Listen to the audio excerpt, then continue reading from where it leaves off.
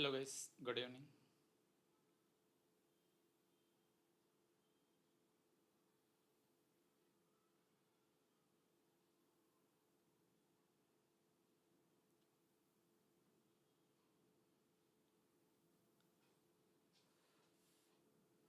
Hello.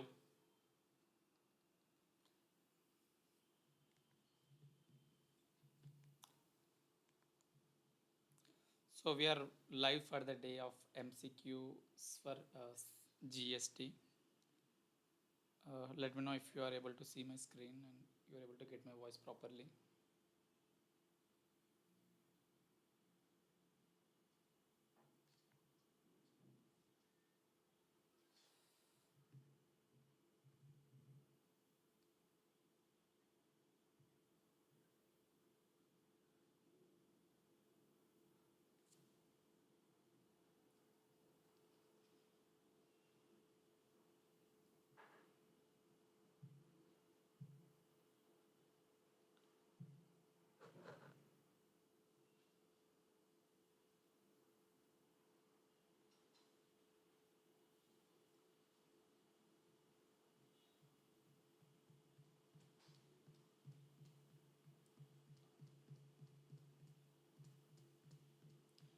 Hello guys, good evening. Can someone confirm like everything is fine? No response. See MCQs కాబట్టి నేను ఎక్కువ explain చేసడం ఏముండదు. There is nothing to explain in MCQs. Mostly you will be going directly like what is the answer for this, what is the answer for that. With that with that intention only. So we will not be discussing lot. So we will be going fast also. So నాకు ఒక్కసారి if you can confirm that everything is fine with the technology and then we are good to start. And as you know that once we start we will not stop for anything. Good evening Swapna. Is it fine like audio video?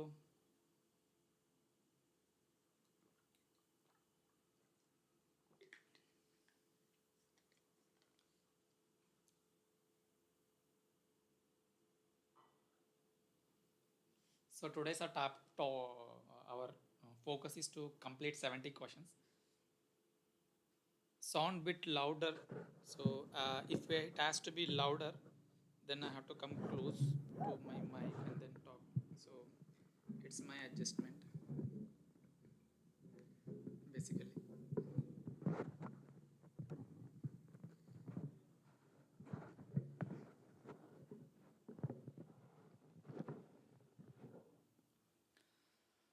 How is it now, guys? Like, is the voice still very small, or you're not able to get it? So నేనే పెట్టుకొని చూస్తాను like if it is fine from my end. Sound తక్కువ ఉంది.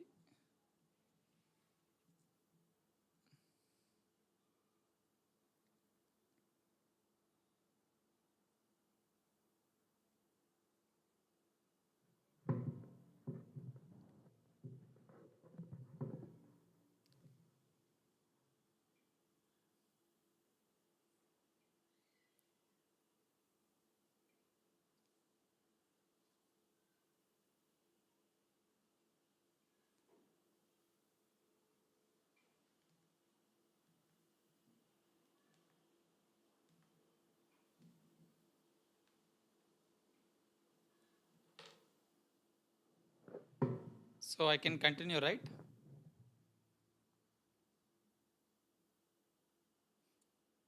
Yeah, I think I can continue.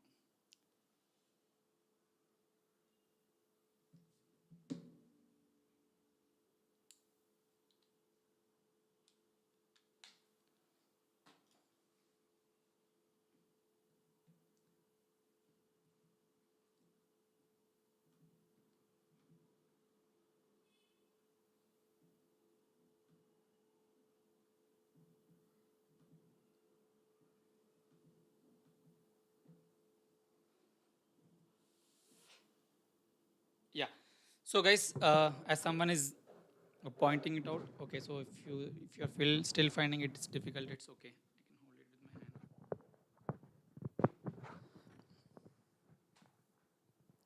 I can hold it like this if it is still not okay. Yeah, the point what I was telling is since it is MCQs and since it is revision a part of a marathon, what I would request you all is మీరు ఒక calculator తీసుకోండి, ఒక pen తీసుకోండి. You need to solve every question and in the answer sheet in the comment session you can write A1 వచ్చేసి A, B, C అని మీ ఓన్గా రాయండి.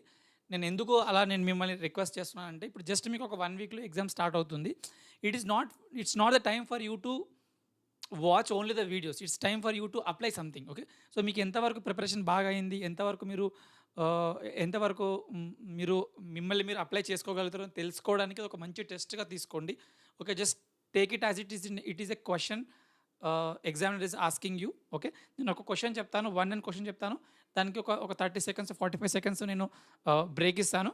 ఆ బ్రేక్లో మీరు just think on your own, ఎక్కడ ఆన్సర్ చూడకుండా, ఎక్కడ కమెంట్ బాక్స్ని కూడా చూడకుండా, ఏ అయితే ఏ 1కి A, 2కి B, C, D అట్లా మీరు అక్కడ ఆన్సర్ని పెట్టేయండి. దానివల్ల అడ్వాంటేజ్ ఏందో చెప్తాను, మీ కాన్ఫిడెన్స్ బాగా పెరుగుతుంది.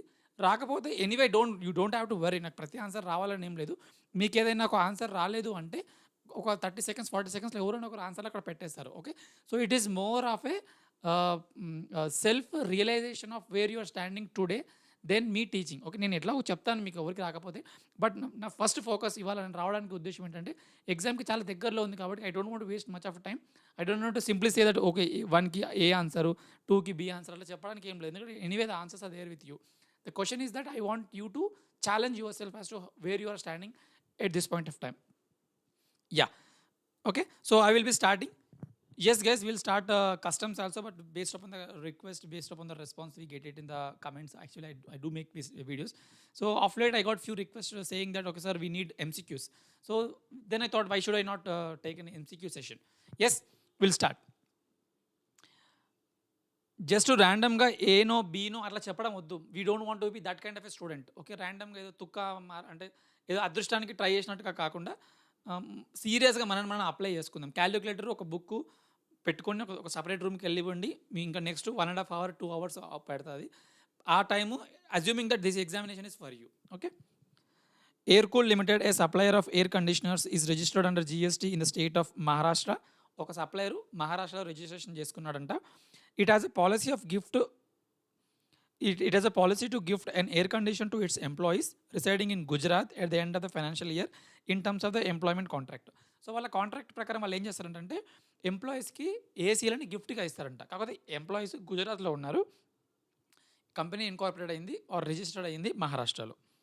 The company install such air conditioners at the residence of the employees. So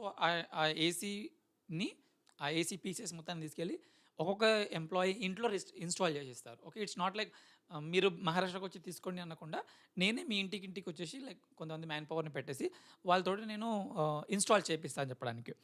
during the current financial year the company gifted its employees 150 air conditioners and got the air conditioners installed at the residence of their employees. So current ఇయర్లో 150 ఎంప్లాయీస్ని select చేసుకొని 150 మెంబర్స్కి ఒక్కొక్కరికి, అంటే మంచి perform చేసిన వాళ్ళకి ఒక్కొక్కరికి ఒక ఏసీని ఇన్స్టాల్ చేశారంట.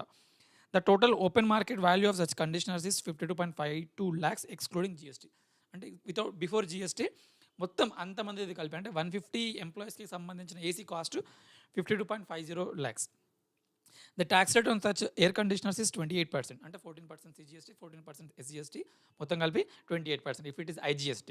సో ఇప్పుడు compute the GST liability of air conditioners. ఇప్పుడు కంపెనీలో మనం ఏమనుకున్నాము, even when there is no consideration, if you are selling an item on which you are taking ITC, మనం దాన్ని సప్లయర్ అని అనుకున్నాం. అంటే నేను I'm not giving you an answer, ఒక హింట్ ఇస్తున్నాను.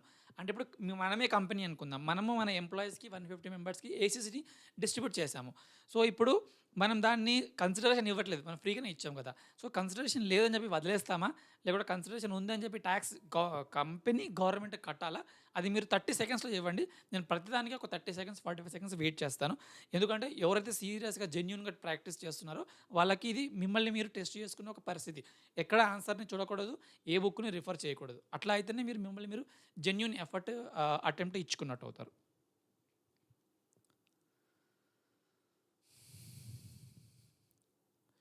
శివశంకర్ నిల్ అంటున్నాడు, చూద్దాం ఇంకా ఆన్సర్స్. ఒక ఆన్సర్ వచ్చింది.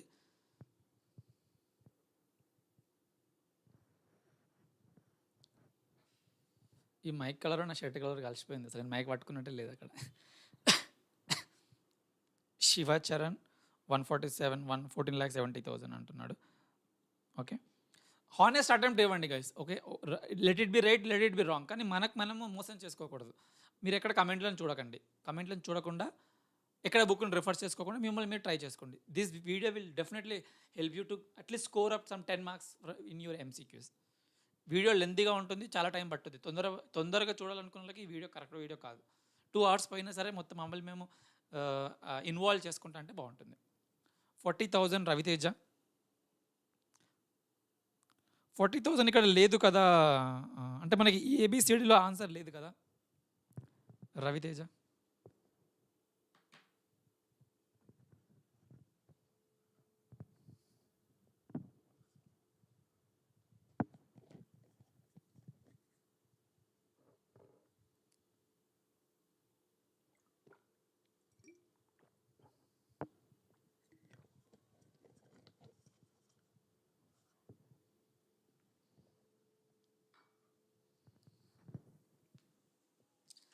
మీరు ఆన్సర్ని రాంగ్ వస్తే డిలీట్ చేయాల్సిన అవసరం లేదు. Okay, it's okay. Always have an attitude that it's okay to make a mistake. తప్ప ఆన్సర్ చేయడం it's not thing wrong. Okay, ఆన్సర్ని ట్రై చేయకపోవడం రాంగ్.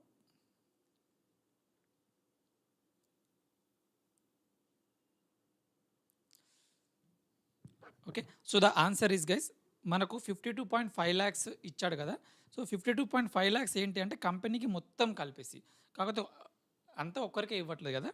ఇప్పుడు 52.5 lakh అనేది కంపెనీకి as a whole excluding GST, అట్లా మొత్తం 150 మెంబర్స్కి ఇస్తున్నారు. అంటే ఒక్కొక్కరికి ఎంత ఇస్తున్నట్టు,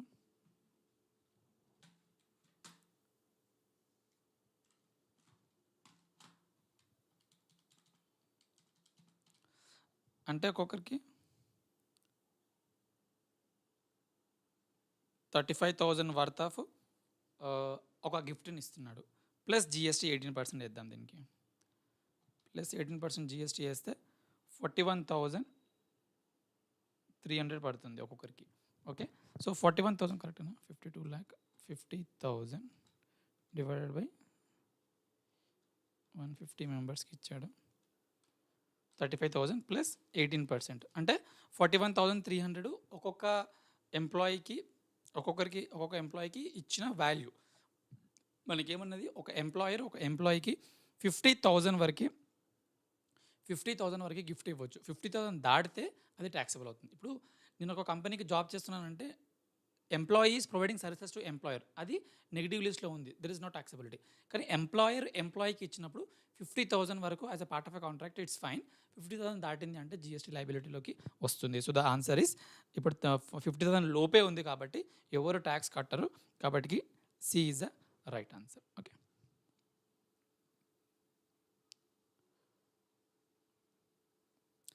హోప్ ఇది కనిపిస్తుంది అని అనుకుంటున్నాను. Yeah, Mr. James Stewart is registered under GST in the state of Maharashtra. He sells footwear to his customers locally within the same state. వాడు మహారాష్ట్రలో రిజిస్ట్రేషన్ చేయించుకున్నాడు, మహారాష్ట్రలోనే లోకల్గా అందరి కస్టమర్స్కి అమ్ముకోవాలనుకుంటున్నాడు. He has been appointed as an agent by Toto Shoes Limited, a company registered under GST in the state of Karnataka. So ఒక కర్ణాటకలో ఒక పర్సన్ని appoint చేసుకున్న అంటున్నాడు. During a financial year, Toto Shoes Limited sends taxable goods worth of 5 crores from its Bengaluru stores to Mr. James Stewart, who sells such goods for 5 crores by raising invoice using GSTN of Toto Limited. So వాడు ఒక 5 crores worth of invoicesని పంపించాడంట. Mr. James Stewart receives a commission of 60 lakh from Toto Shoes Private Limited during the said financial year. అంటే principal agent సంబంధించిన question ఇది. Question ఇంకొకసారి explain చేస్తాను. వాడు 5 crores worth of ఫుట్వేర్ని పంపిస్తున్నాడు. వీడు 5 crores వర్త్ ఆఫ్ తీసుకొని as it ఈస్గా ఇన్వాయిస్ని రేజ్ చేసుకుంటాడు. అంటే ఇన్వాయిస్ వాడి పేరు మీద చేసుకోడు, అలా బిజినెస్ చేసినందుకు 60,000 రూపీస్ని తీసుకుంటాడు. Okay, now compute the value of supply of Toto Shoes Private Limited and Mr. James Stewart for the financial year, assuming that the amount given above are exclusive of GST wherever applicable. So ఇప్పుడు మనం అడుగుతున్నాడు, మీకు turn over ఏంటి, just question turn over ఏంటి అనేది. మనం turn over కోసం కూడా ఒక డెఫినేషన్ నేను క్లియర్గా చెప్పాను, ఒకసారి మనం ట్రై చేయండి. Toto Shoes Private Limited nil and James Stewart 5.6 crores. Toto Shoes Private Limited 5 crores and James Stewart's 5.6 crores. Toto Shoes Private Limited 5 crores and James Stewart 60 lakhs. Okay, ఇంకొక ఆప్షన్ కూడా ఉంది. Toto Shoes Private Limited 5.6 crores, James Stewart nil. Okay, so నేను ఒక 30 seconds wait చేస్తాను guys. 30 seconds I always wait, ఎందుకంటే నాకు మీరు answer చేయడం ఇంపార్టెంట్. నేను ఆన్సర్ చేయడంలో ఏం లేదు అక్కడ, ఇట్లా ఆన్సర్స్ ఉన్నాయి అక్కడ కూడా, బట్ మీరు ఎంతవరకు అప్లై చేస్తున్నారు అనేది చాలా important. Okay, so going forward in your examination మీకు తెలిసిన కాన్సెప్ట్స్ని మీరు ఎంత బాగా అప్లై చేస్తారనేది చాలా ఇంపార్టెంట్. సో చిన్న కరెక్షన్ చేద్దాం.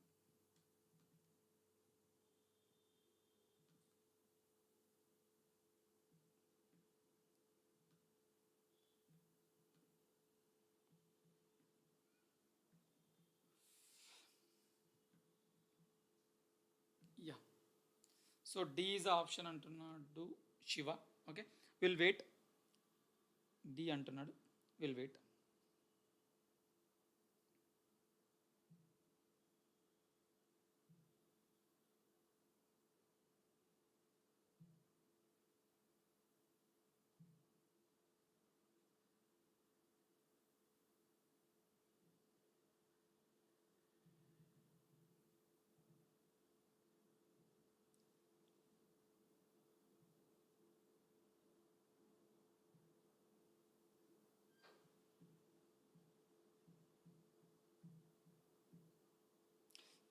అందరు ఛాలెంజింగ్గా తీసుకోండి గైస్. 30 secondsలో చేస్తాను, ఒక ఛాలెంజింగ్గా తీసుకోండి. So that will always help you. ఎవరు ఆన్సర్ చెప్తారని చూసుకుంటే అలాంటి అప్రోచ్ వద్దు. ఇంకా it's not the time for that. Take challenge, take responsibility, give some answer. Let it be right, let it be wrong, but మిమ్మల్ని మీరు ఒకసారి టెస్ట్ చేసుకోండి.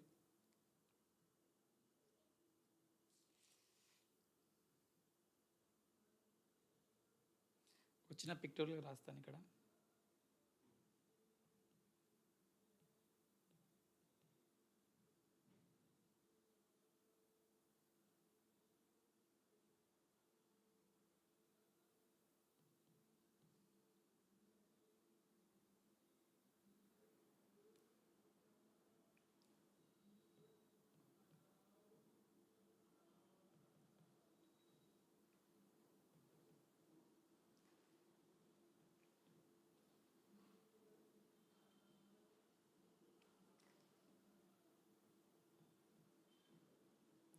ఇప్పుడు నేను జేమ్స్ అనుకుందాం.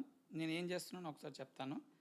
మహారాష్ట్రలో ఒకటి ఏదో బెంగళూరు అనుకుందాం. సో బెంగళూరులో ఉన్న ఒక ప్రిన్సిపల్ నాకేమన్నాడంటే, సంపత్ నువ్వు ఒక 5 crores వర్త్ ఆఫ్ గూడ్స్ నా దగ్గర ఉన్నాయి, నువ్వు అమ్ము అని చెప్పి నాకు ఇస్తున్నాడు. సో అతను 5 crores నాకు ఇస్తున్నాడు. నేనేం చేస్తున్నానంటే అది అమ్మేసేసి అమ్మినందుకు కమిషన్గా 60 lakhs తీసుకుంటున్నాను. అంటే ఇప్పుడు తన టర్న్ ఓవర్ ఎంత, నా టర్న్ ఓవర్ ఎంత, అది క్వశ్చన్. సో ఇప్పుడు నేను చెప్పాను answer, like will wait.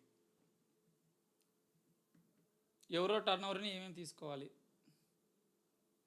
Toto shoe 5 crores, so ఇదండి 5 crores. Shiva, James 60 lakhs, James 60 lakhs అంటున్నాడు. ఓకే, ఒక ఆన్సర్. డి 5.6 crores, అంటే తన కమిషన్ నీ టర్న్ ఓవర్ ఎలా అవుతుంది. ఇప్పుడు నేను ఒక ప్రిన్సిపల్ని, నేను వానికి 50 లక్షలు 5 crores వర్త్ ఆఫ్ గూడ్స్ అమ్మురా అని చెప్పి అంటున్నాను. అమ్మురా అంటే వాడిని కరెక్ట్ 5 crores నా పేరు మీద అమ్మేశాడు. అమ్మినందుకు నేను అతనికి ఎక్స్పెండిచర్గా 60 lakhs కమిషన్ ఇస్తున్నాను. సో 5.6 crores నాకు టర్న్ ఓవర్ కాదు కదా. 60 lakhs is my expenditure for making a sale of 5 crores. అంటే 5 లక్షల వర్త్ ఆఫ్ ఫుట్వేర్ని అమ్మడానికి 60 lakhs నేను ఎక్స్పెండిచర్గా ఇంకర్ అవుతున్నాను. సో ఎక్స్పెండిచర్ కూడా మీరు టర్న్ ఓవర్ అంటున్నారు. Okay, so someone is Shiva Charan, his answer is right guys. ఎందుకు లాజిక్ ప్రకారం అంటే కూడా అతను అమ్ముతుంది, ఇన్వాయిస్ చేసుకుంటుంది 5 crores పైన. అలా అమ్మినందుకు 60,000ని సపరేట్గా ఎక్స్పెండిచర్గా ఇంకర్ అవుతున్నాడు. అంటే ప్రిన్సిపల్కి 60 lakhs అనేది ఎక్స్పెండిచరు, ఆ ఏజెంట్కి, ఆ జేమ్స్కి 60 lakhs అనేది టర్న్ ఓవర్. అంటే ఇతని టర్న్ ఓవర్ 60 lakhs అవుతుంది, ఇతని టర్న్ ఓవర్ 5 crores అవుతుంది. 5.6 crores అవ్వదు, ఎందుకంటే 60 lakhs అనేది అతనికి ఎక్స్పెండిచర్ కానీ రెవెన్యూ కాదు. ఇప్పుడు మీరే ఆలోచించండి, మీకు ఒక బిజినెస్ ఉంది, ఒకరికి చెప్పేసి అమ్మండి చెప్తున్నారు, అతను అమ్మినందుకు మీరు ఒక డబ్బులు ఇస్తున్నారంటే ఎక్స్పెండిచర్ ఇంకర్ అవుతున్నారు. సో మీ ఎక్స్పెండిచర్ మీకు టర్న్ ఓవర్ ఎలా అవుతుంది. Okay, so 2C is right answer. Nihan, Amrutha and Joshika, your answer right. ఏదైనా తప్పైనా don't take it like to heart, learn from it. Okay, but I appreciate people who are participating. That will actually makes me energetic also.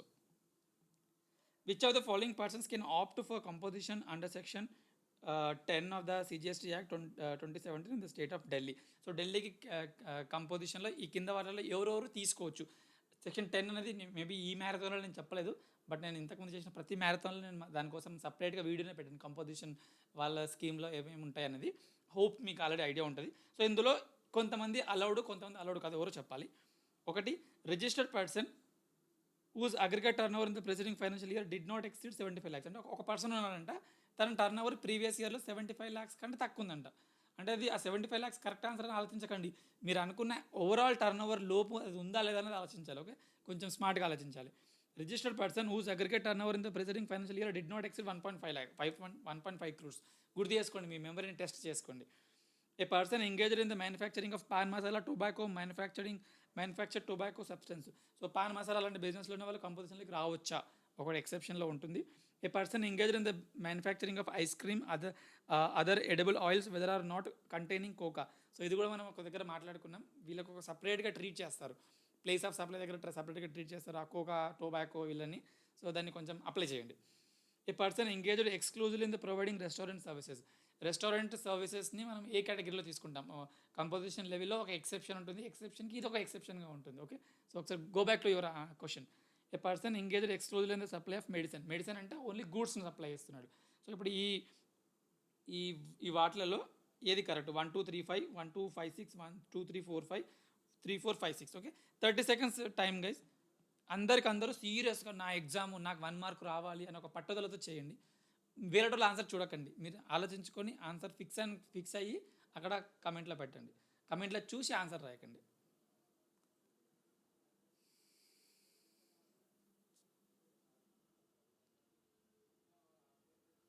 Thirty seconds time ఇస్తాను. So I appreciate people are participating. It's good guys. Actually మిమ్మల్ని మీరు సీరియస్గా తీసుకుంటున్నారని నాకు అర్థమవుతుంది. The more you participate. Option B అంటున్నాడు 1 2 5 6 అని. So ఇది ఇది ఇది ఇది కరెక్ట్ అంటున్నాడు. అది కరెక్ట్గా నాకు కూడా తెలియదు. టు బీ ఆనెస్ట్, నేను కూడా ఈ క్వశ్చన్స్ని మీతో పాటే చేస్తున్నాను, నేను ముందు చేయలేదు ఇవి. ఓకే, సో నాకు కూడా ఆన్సర్ తెలియదు. నేను అన్నీ చూసేవారు, నేను కూడా ఆన్సర్ చూడను. సో 1 2 5 6 ఒక అబ్బాయి చెప్తున్నాడు, అమృత, శివ, నిహాన్ ఆల్సో 1 2 5 6. ఇంకో 2 ఉన్నారా? 1 2 ముగ్గురు చెప్పారు. Will wait for 1 more answer. మన దగ్గర ఎంతమంది చూస్తున్నారు? Okay,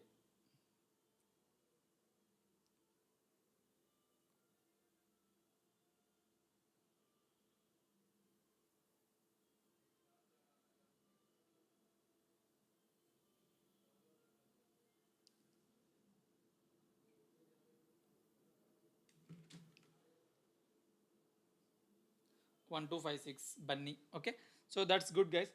1 2 5 6 is the right answer. ఎందుకో అంటే మీరు ఆల్రెడీ కరెక్ట్గా చెప్పేశారు.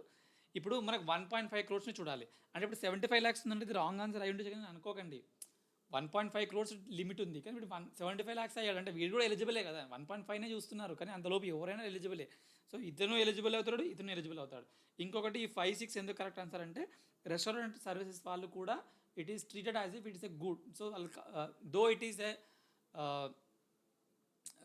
ఏమంటారు, గూడ్స్ సర్వీసెస్ రెండు కలిసి ఉంటాయి కానీ ఈ కంపోజిషన్ లెవెల్ కోసం వాళ్ళని కూడా ఎలిజిబుల్లోకి తీసుకొచ్చాడు. So they are also eligible for this. And medicine is like anyway it's a good.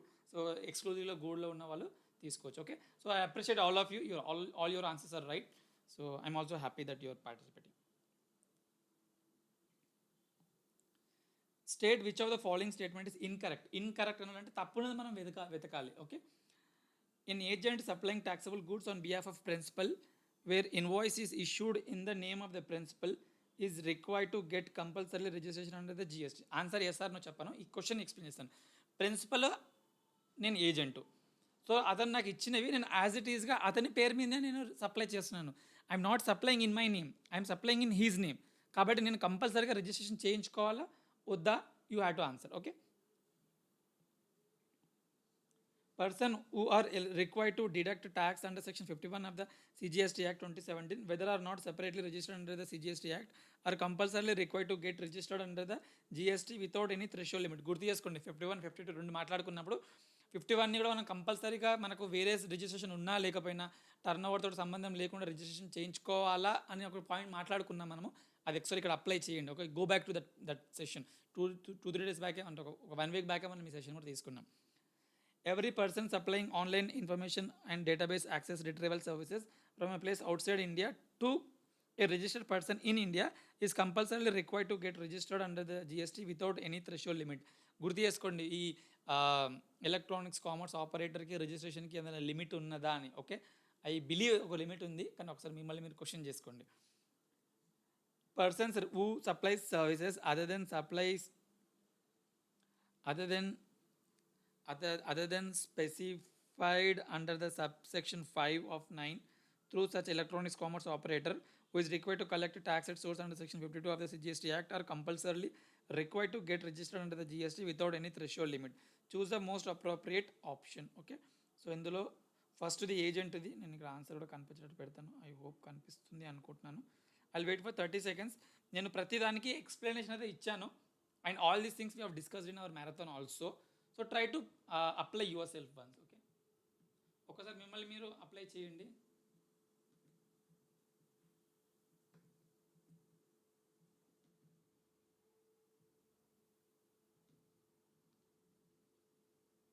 చిన్నగా వేస్తాను so that I don't come in between the video. Answer B. Okay, so answer B దేనికి? 4th క్వశ్చన్గా 4B అంటున్నాడు. Others కూడా ఒకసారి మిమ్మల్ని మీరు question చేసుకోండి. B అంటున్నాడు అంటే 3 and 4 రైట్ అంటున్నాడు. సో 3 ఏంటి, ఇది కరెక్ట్ ఇది ఇన్కరెక్ట్ అంటున్నాడు. 4 ఇది ఇన్కరెక్ట్ అంటున్నాడు. Okay, I don't know what is that answer, but ఎవరు కాలో ఆన్సర్ని ట్రై చేయండి. Okay, 4th one.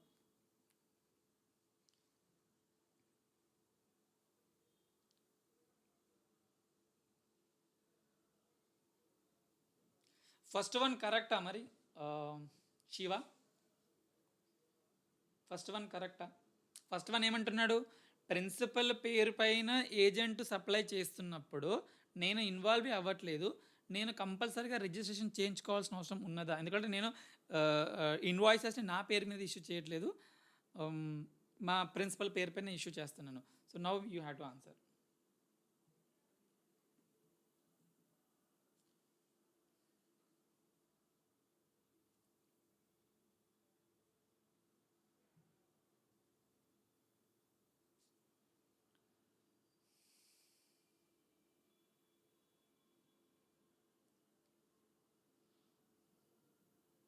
Full screen రావట్లేదా?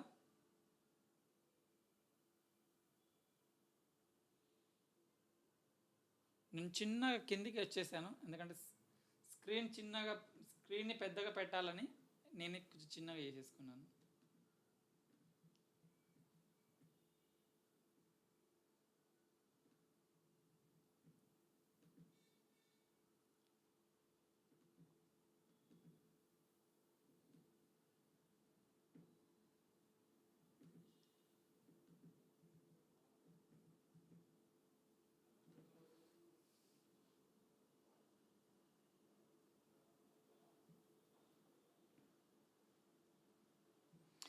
ఆన్ బిహాఫ్ ఆఫ్ ప్రిన్సిపల్ అమ్మినప్పుడు రిజిస్ట్రేషన్ కంపల్సరీగా అవసరం ఉండదు Shiva. On behalf of my principal అమ్మినప్పుడు నేను రిజిస్ట్రేషన్ చేయించుకోవాల్సిన కంపల్సరీ లేదు, అంటే వితౌట్ ఎనీ లిమిట్తో నేను రిజిస్ట్రేషన్ చేయించుకోవాల్సిన అవసరం లేదు. ఓకే, సో ఇది రాంగ్ ఆన్సర్ అవుతుంది ఫస్ట్ వన్. ఎందుకు అంటే నేను ఇన్వాయిస్ని నా పేరు పైన ఇష్యూ చేస్తే ఇట్ ఈస్ కంపల్సరీ, బట్ నేను నా పేరు పైన కాకుండా మా ప్రిన్సిపల్ పేరు పైన చేస్తున్నాను. ఇక్కడ జస్ట్ ఒక చిన్న షాప్ లాగా పెట్టుకున్నాను, ఒక చిన్న కిరాణా షాప్ లాగా పెట్టుకున్నాను. నేను ఇలా వర్క్ చేసినందుకు ఎంతో కొంచెం డబ్బులు తీసుకుంటాను, కమిషన్ తీసుకుంటాను. ఆ కమిషన్ నా టర్న్ ఓవర్ దాటి, అంటే ఆ 20 lakhs 10 lakhs ఆ బ్రాకెట్ దాటితే నేను తీసుకుంటాను రిజిస్ట్రేషన్ తప్ప, 0 నుంచి తీసుకోవాల్సిన అవసరం, సపరేట్ రిజిస్ట్రేషన్ నేను తీసుకోవాల్సిన అవసరం లేదు. ఓకే, సో కాబట్టి first one is wrong answer. Second one అయితే మనము సెకండ్ వన్ ఏమన్నాము, టీడీఎస్లో మీకు సపరేట్ రిజిస్ట్రేషన్ తీయించుకోవాలన్నాం. అంటే మీకు సపరేట్గా రిజిస్ట్రేషన్ ఉన్నా లేకపోయినా టర్నోవర్తో సంబంధం లేకుండా టీడీఎస్ ఎవరైతే డిడక్ట్ చేస్తారో వాళ్ళు రిజిస్ట్రేషన్ తీయించుకోవాలన్నాం. అంటే వీడు ఇది కరెక్ట్ ఆన్సర్. మనకు కావాల్సిన రాంగ్ ఆన్సర్స్ కావాలి. ఓఐడిఆర్కి వితౌట్ లిమిట్ అన్నాడు, ఓఐడిఆర్కి 20 lakhs లిమిట్ ఉంటుంది, కాబట్టి ఇది wrong answer. 1, 3 wrong answer. Persons who supply other than supply specified, okay అది సో వీళ్ళు కూడా ఎలక్ట్రానిక్స్ కామర్స్ ఆపరేటర్ కూడా లిమిట్ ఉంటుంది. So 1, 3, 4 is right wrong answers. మనకు కావాల్సిన రాంగ్ ఆన్సర్స్ కదా, 1, 3 and 4, these are all wrong answers. మనకు కావాల్సిన రాంగ్ ఆన్సర్సే. Okay, any question guys? ఈ సెషన్ ఇప్పటివరకు ఒక ఐడియా వచ్చింది కదా, ఇలాగే ఉంటుంది మనది. క్వశ్చన్స్ మిమ్మల్ని అడుగుతాను, కొంచెం మెల్లగా నేను వస్తాను. Okay, so I hope any questions with this point. Screen కూడా బాగానే కనబడుతుంది అనుకుంటాను. Guys please don't delete. Me concentration me right wrong పైన కాదు, మీరు పార్టిసిపేట్ చేసి మీరు లెర్న్ చేసుకుంటున్నారు లేదా దానిపైన ఉంటే సరిపోద్ది. You're not more looking into other things. Mr. Lal, a registered person under GST, was proprietor of Miss Spicetown restaurant. He died and left behind his wife and son on 15th August. His son, Mr. Pal, wants to continue the business of the deceased father. The GST consultant of Miss Spicetown on restaurant gives advice to Mr. Paul as to how he can continue with the business of his deceased father. ఒక ఫాదర్కి ఒక restaurant business ఉంది, తను చనిపోయినాక కొడుకు ఇప్పుడు ఉన్నాడు, కొడుకు అండ్ వైఫ్ ఉన్నారు. సో వాళ్ళకి మీరు ఏం సజెషన్ ఇస్తారు? ఇప్పుడు ఆల్రెడీ జిఎస్టీ కన్సల్టెంట్ కొన్ని సజెషన్స్ ఇచ్చాడు, అందులో ఏ సజెషన్ కరెక్ట్ మీరు ఆలోచించండి. మనం మొత్తం జిఎస్టీలో అన్ని చాప్టర్స్ యూజ్ అవుతాయి మనకి ఇక్కడ. Mister Paul should apply for a new registration under the GST in the name of mister spice turn restaurant under his own PAN with effect from the date of succession and file GSTR ITC 02 for transfer of ITC to his entity in his new entity. ఇతని first advice ఏంటి అంటే, తన పేరు మీద తన pan card తోటి ఒక separate registration తీసుకొని వాళ్ళ ఫాదర్ పేరు పైన GSTR ITC 02 అదొకటి ఫైల్ చేసి తన ఫాదర్కి ఐటీసీ ఇన్పుట్స్ పైన, క్యాపిటల్ గుడ్స్ పైన అండ్ సర్వీసెస్ పైన ఏవైతే ఐటీసీ ఉందో వాటిని తన పేరు పైన ట్రాన్స్ఫర్ చేసుకో అనేది ఒక ఆప్షన్ చెప్తున్నాడు. Mr. Paul can get the authorized signatory changed by approaching the proper officer and continue the same business. లేదంటే ఇప్పుడు ఆథరైజేషన్కి ఎవరి సిగ్నేచర్ ఉంది? వాళ్ళ ఫాదర్ సిగ్నేచర్ ఉంది. అతని ఫాదర్ సిగ్నేచర్ ప్లేస్లో తన సిగ్నేచర్గా మార్చుకునే ఒక వెసులుబాటు ఉంటుందా అనేది ఒక second option. Mister Paul should close the old firm and start new business under the different name. So ఇతనికి కొంచెం తెలివి ఎక్కువ ఇచ్చినాడు ఒక సజెషన్. మీ ఫాదర్ మొత్తం మర్చిపో, కొత్త బిజినెస్ నువ్వే స్టార్ట్ చేసుకో అని చెప్పి అంటున్నాడు. అవుట్ రైట్లీ అది రాంగ్ ఆన్సర్ అర్థమవుతుంది.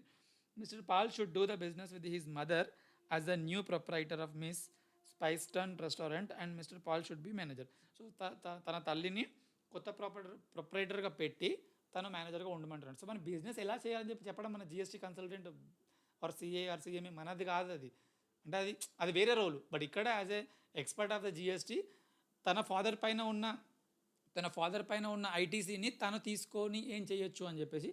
So I got one answer. కొద్దిసేపు చూస్తాను, ఒక 30 seconds చూస్తాను, 20-30 seconds. మిమ్మల్ని మీరు ఛాలెంజింగ్గా తీసుకోండి గైస్. కళ్ళు ముచ్చుకోండి, ఆ కమెంట్ని చూడకండి, ఈ ఓన్లీ స్క్రీన్ని చూడండి. నాకేది ఎగ్జామ్లో రేపు వచ్చింది, నేను ఏ ఆన్సర్ పెట్టాలి, అట్లా self evaluation.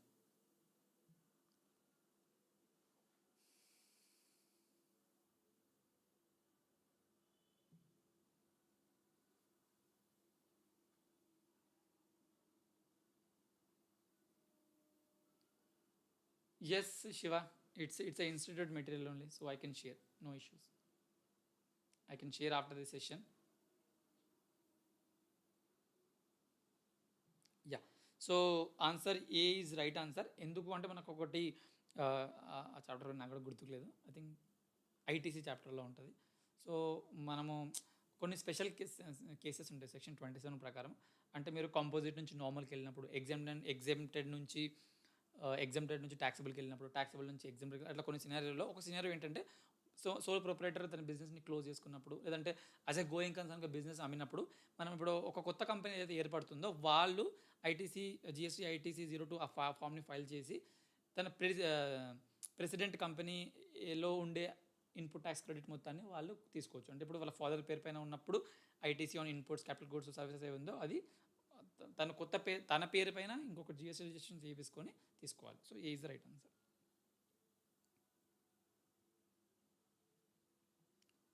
Miss Raman Plastics is a manufacturer of plastic toys. It is registered under the GST in Shimla, Himachal Pradesh. It furnishes the return on a monthly basis.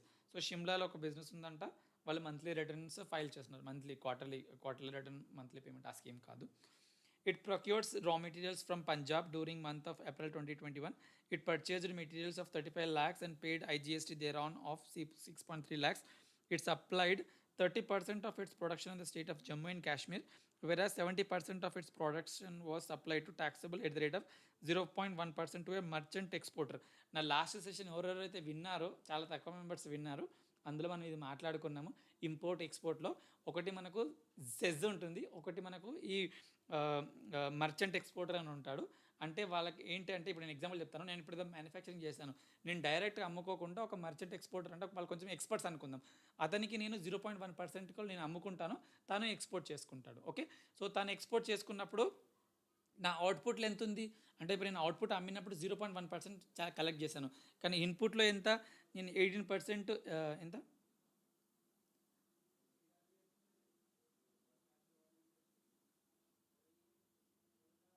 Okay. So 6.3 అంటే బాగానే పడింది. 18% వరకు GST పడింది. అంటే నా ఇన్పుట్స్లో 18% పడింది, నా అవుట్పుట్లో 0.1% మాత్రమే పడింది. సో ఇప్పుడు ఇన్వర్టెడ్ ట్యాక్స్ స్ట్రక్చర్స్ అంటే, నా ఇన్పుట్ ట్యాక్స్ రేట్ ఎక్కువ ఉంది, నా అవుట్పుట్ ట్యాక్స్ రేట్ తక్కువ ఉన్నప్పుడు నేను రీఫండ్కి ఎలిజిబుల్ అవుతాను. అలా రీఫండ్ ఎలిజిబుల్ అయినప్పుడు the returns for the month of April 2021 were duly filed in time, that is within the due date of 20th May, the last date up to which the taxpayer can claim refund of input tax credit on account of inverted duty structure is. Okay, so ఈ క్వశ్చన్లో again నేను 30 seconds ఇస్తాను. ఎవరికైనా కరెక్ట్గా తెలిసిన వాళ్ళు చెప్పండి, తెలియని వాళ్ళు కొంచెం అప్లై అయ్యి ట్రై చేయండి. ఏం చెప్తున్నాను, నేను నా అవుట్పుట్లో 0.1%కు ఒక ఎక్స్పోర్ట్ మర్చెంట్కి అమ్ముకుంటున్నాను అంటే నా అవుట్పుట్ ట్యాక్స్ రేట్ చాలా తక్కువ ఉంది, ఇన్పుట్ ట్యాక్స్ రేట్ చాలా ఎక్కువగా ఉంది. ఓకే, సో అట్లా ఎప్పుడైతే ఉన్నప్పుడు నేను ఐటీసీకి ఎలిజిబుల్, నేనే ఆన్సర్ చెప్పేస్తున్నాను. ఎలిజిబుల్ అయినప్పుడు నేను ఎప్పటి వరకు నేను ఆ రీఫండ్ని క్లెయిమ్ చేసుకోవచ్చు. 20th April అని చెప్పి శివ చెప్తున్నాడు. So will wait.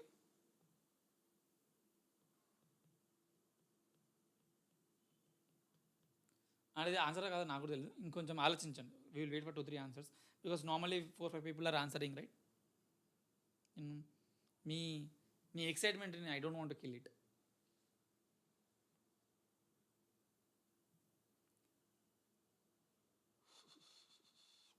April. Okay,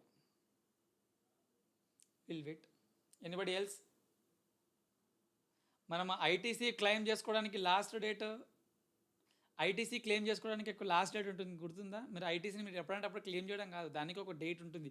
ఈ ఇయర్లో వచ్చిన ఇన్వాయిస్ని మీరు latest date up to which you can claim the ITC అని చెప్పడానికి ఒక డేట్ ఉంటుంది. అట్లాగే రీఫండ్కి ఈ ఇయర్కి సంబంధించిన రీఫండ్ని మీరు క్లెయిమ్ చేసుకోవడానికి దానికి ఒక డేట్ ఉంటుంది. ఆ డేట్ని చెప్పండి. చెప్పాలంటే రెండింటికి ఒకటే డేట్, అంటే ఒకటే ఫార్ములా.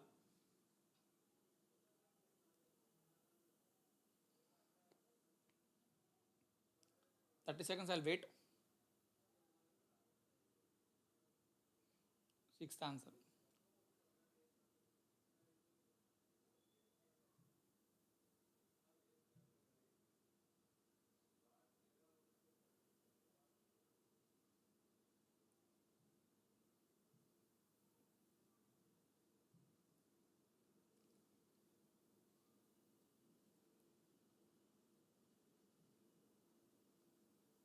జస్ ఎంతైనా ఇంతకుముందు చాలామంది ఆన్సర్ చెప్పారు. రీఫండ్కి డ్యూ డేట్ ఎప్పుడు? 1 mark or 2 marks రావచ్చు. ఓకే, నాట్ నెసెసర్లీ ప్రతి క్వశ్చన్ 1 mark వస్తుందని ఏం లేదు. Some questions can come for 24 వరకు. ఓకే, ఐటీసీ క్లెయిమ్ చేయడానికి లాస్ట్ డేట్ ఎప్పుడో అదే సేమ్ లైన్లో ఆలోచించండి. దీనికి కూడా last date up to which you can file your annual returns or for the month of September మీరు ఎప్పుడు రిటర్న్ ఫైల్ చేస్తారో అది, whichever is earlier. Okay, so 31st December వరకు నువ్వు యాన్యువల్ రిటర్న్ ఫైల్ చేయొచ్చు. కానీ వీడు ఎప్పుడు ఫైల్ చేశాడు 20th May ఫైల్ చేశాడు. అది ఆర్ సెప్టెంబర్ మంత్కి return 20th October. So 20th October versus 20th May, కాబట్టి 20th May is your right answer. Okay, so I hope మీకు ఇది క్లియర్ ఉందనుకుంటే. ఐటీసీని గుర్తుపెట్టుకోండి, దీని కూడా అదే సమ్ లాజిక్ వస్తుంది.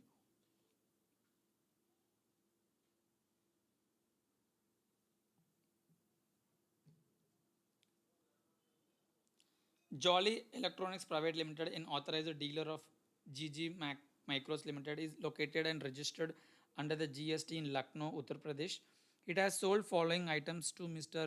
Rakesh, a consumer. Refrigerator 500 litres 18%గా ఒకటి అమ్మాడంట. స్టెబిలైజర్ 12% సపరేట్గా, ఎల్ఈడి టెలివిజన్స్ 12% రేట్ తోటి, split AC 2 ton 35,000, stabiliser 5,000 12%, total value ఇంత ఇచ్చాడు. అంటే ట్యాక్స్ రేట్స్ మొత్తాన్ని సపరేట్గా ఏ ఐటెంకి ఆ ఐటెంకి సపరేట్గా ఇచ్చాడు. మనం ఈ క్వశ్చన్ ఒక దగ్గర మనం చేసాము. ఓకే, నేను దాన్ని గుర్తు చేయను, ఆన్సర్ చెప్పేటప్పుడు చెప్తాను.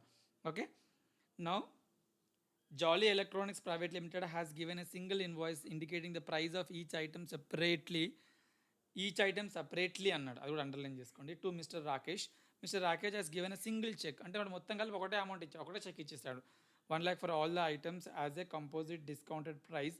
State the type of supply and the tax rate applicable on the same. అంటే ఇది కంపోజిట్ సప్లై అవుతుందా, మిక్స్డ్ సప్లై అవుతుందా డిసైడ్ చేయడానికి ఒక లాజిక్ ఉంది.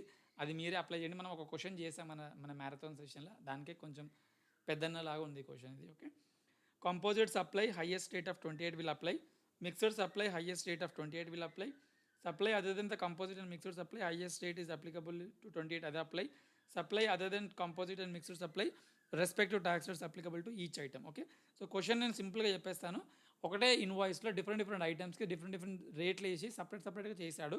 సో ఇప్పుడు ట్యాక్స్ రేట్ వేసేటప్పుడు ఇది మిక్స్డ్ సప్లై అవుతుందా, కంపోజిట్ సప్లై అవుతుందా, మిక్స్డ్ సప్లై హైయెస్టా, కంపోజిట్ సప్లై హైయెస్టా, రెండు కాదా, ఏది? ఓకే, సో ఆన్సర్ ఆల్మోస్ట్ చెప్పాను, మీరు చెప్పండి. దుర్గా ఏ. ఎందుకు కాంపోజిట్ సప్లై? ఇన్వాయిస్లో ఎవరి రేటు వాళ్ళది సపరేట్గా ఇచ్చాడు. ఇప్పుడు నాకు 10 రకాల ప్రోడక్ట్స్ ఉన్నాయి. ఇప్పుడు నేను ఒక షాప్కి వెళ్ళినప్పుడు నేను ఒక కంప్యూటర్ కొనుక్కోవచ్చు, ఒక హెడ్ ఫోన్ కొనుక్కోవచ్చు, ఇంకొక గ్యాడ్జెట్, ఒక స్పీకర్ కొనుక్కోవచ్చు ఒక ఎలక్ట్రానిక్ షాప్కి వెళ్ళినప్పుడు, లేకపోతే ఇంకేదో అలాంటిది అక్కడక్కడ కొనుక్కోవచ్చు. సో ఇప్పుడు నేను 10 ఐటమ్స్ కొంటాడు, 10 బిల్లులు వేసి ఇస్తాడా? 10 బిల్లులు ఇవ్వడు కదా, ఒకటే బిల్ వేస్తాడు కదా. సో ఒకటే బిల్ వేసినప్పుడు మనం just because you are putting everything in single bill, you cannot say it's a composite supply or mixed supply. ఏ దానికి ఆ రేటు సపరేట్గా ఇస్తే ఏ రేటుకి ఆ రేట్ వేయడం కరెక్ట్ అవుతుంది. ఇప్పుడు మనం కిరాణా షాప్కి వెళ్తాము, కొన్నిసార్లు రకరకాల ఐటమ్స్ కొంటాం కదా, ఒక్కొక్కదానికి ఒక బిల్ ఇవ్వట్లేదు కదా. ఓకే, నేచర్ని బట్టి సపరేట్గా ఇచ్చేస్తే సరిపోతుంది. సో ఇందాక ఒక ఆన్సర్ చెప్పారు, Nihan and Shiva Shankar and Durga also.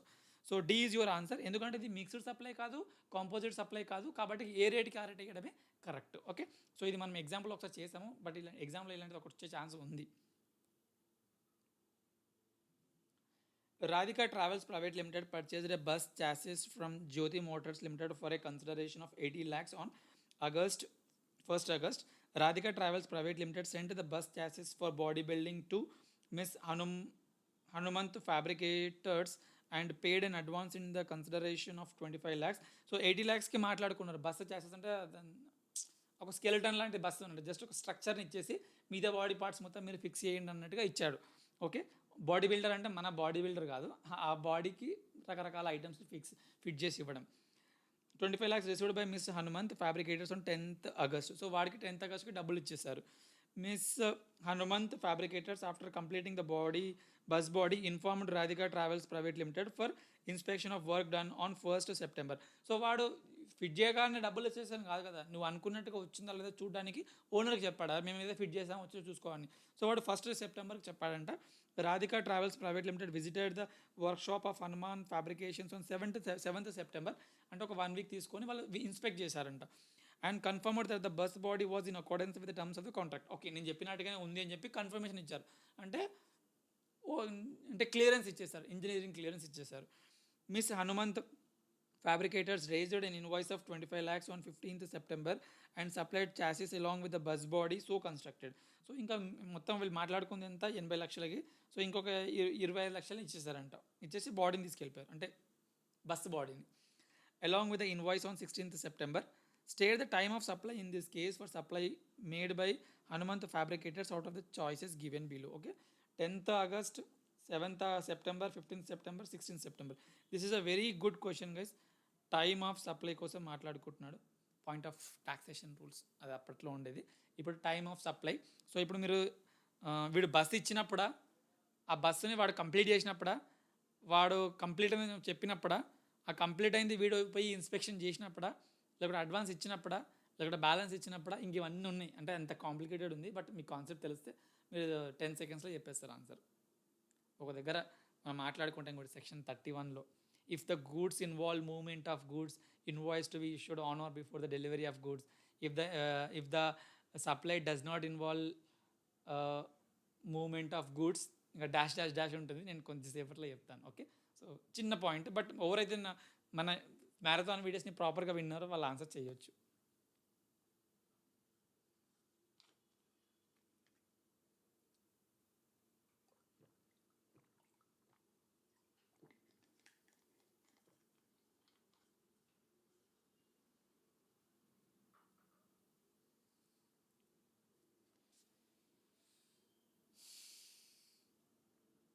Eighth one, guys, let's fight, let's take the responsibility. నేనే ఆన్సర్ చేస్తా అన్నట్టుగా ఉండండి. Okay, you will enjoy also. ఎవరో ఒకరు చేస్తారులే అనుకునే వద్దు. నేను ఒకటి చిన్నగా రాస్తాను, 7th సెప్టెంబర్ అని నిహాన్ అంటున్నాడు, చూద్దాం.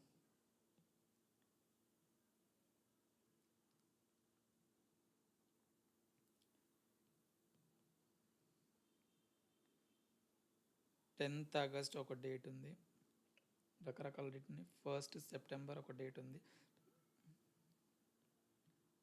7th సెప్టెంబర్ ఇంకొక డేట్ ఉంది, 16th సెప్టెంబర్ ఇంకొక డేట్ ఉంది. అంటే నేను ఆన్సర్ రాస్తున్నాను అనుకోకండి, ఈవెంట్ వైజ్గా రాస్తున్నాను. 10th ఆగస్ట్కి వచ్చేసరికి వీడు అడ్వాన్స్ ఇచ్చాడు, 1st సెప్టెంబర్కి వచ్చేసరికి వీడు ఇన్స్పెక్షన్ చెయ్యి అని చెప్పి ఇన్ఫామ్ చేశాడు. వీళ్ళు దీన్ని కన్ఫర్మ్ చేసింది 7th September. 10th సెప్టెంబర్కి balance amount ఇచ్చారు. మనకు టైమ్ ఆఫ్ సప్లైకి ఫార్ములా ఎవరైనా గుర్తు చేసుకోండి. టైమ్ ఆఫ్ సప్లైకి ఫార్ములా గుర్తు చేసుకోండి. సెక్షన్లో వద్దు, నేను చెప్పాను కదా, సెక్షన్లో చెప్పడం is great, respect, but section వెనకాలనే పడడం వద్దు. We don't want to be that kind of a student. We only remember section but not application. So we want to be second kind, I want to be the second kind. Okay, so అప్లికేషన్లో మనం ఇప్పుడు ఇందులో time of సప్లైకి ఒక formula ఉంది, date of payment or date of invoice which ever is earlier. So date of payment ఏంది కదా, date of invoice ఏంది, మిమ్మల్ని మీరు అప్లై చేసుకోండి. Okay, it's more of your class, you have to drive the class.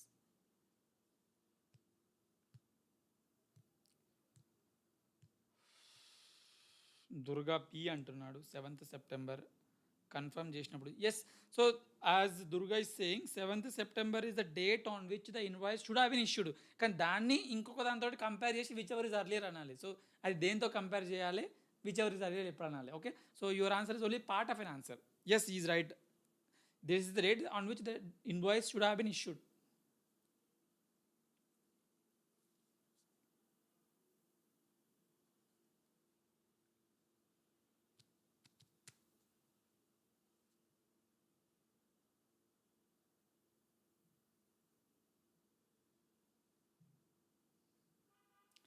Any other answers, guys? I just see how many are there on live. 8 people are there, so at least 5 people can answer it.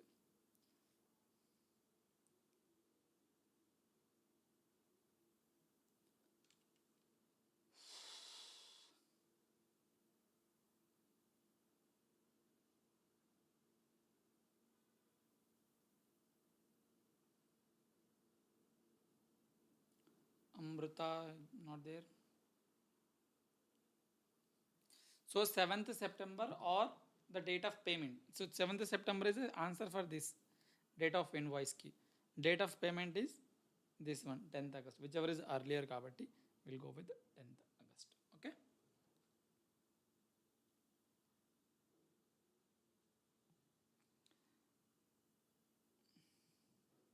Banke Bihari Padewala anta indu owns a famous sweet shop located and registered under GST in Mathura, Uttar Pradesh. He received an order for 200 kgs of sweets on 2nd May from Goom Goom Travels Private Limited located in the same locality of Mathura and registered under the GST for a consideration of 1 lakh. So ఒక sweet shop అతను ఒక travellers దగ్గర నుంచి ఒక order 200 kgs of sweets కోసం order వచ్చిందంట. 2nd మేకి వచ్చిందంట. So మీరు డేట్స్ మొత్తం క్లియర్గా రాసుకోండి. 2nd మే మనకు ఆర్డర్ వచ్చిన date. Complete order of sweets was delivered to Goom Goom Travels Private Limited on 5th May but without invoice. Invoice ఇవ్వకుండానే వాళ్ళు ఇన్వాయిస్ ఇవ్వకుండానే స్వీట్స్ ఇచ్చేసారంట. ఓకే, సో డెలివరీ చేశారు. Delivery of sweets. తర్వాత యాజ్ అన్ అకౌంటెంట్ ఆఫ్ బ్యాంకే Bihari was on leave on that date. అంటే వాడు accountant లేడంట, కానీ మనకు బిజినెస్ కావడం ఇంపార్టెంట్ అని చెప్పి పంపించేశారు. However the invoice was raised for the same on 6th May. 6th May invoice raise చేశారు.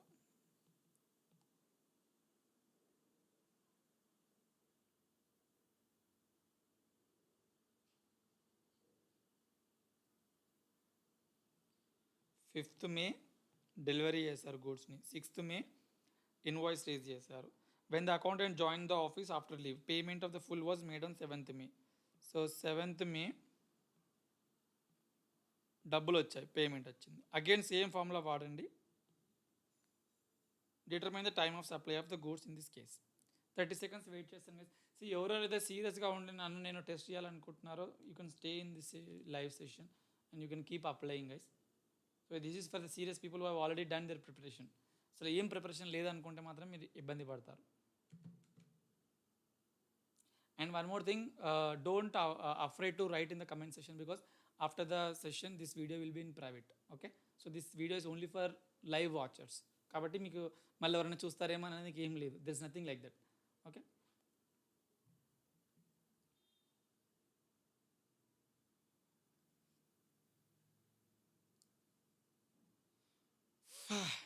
very quickly.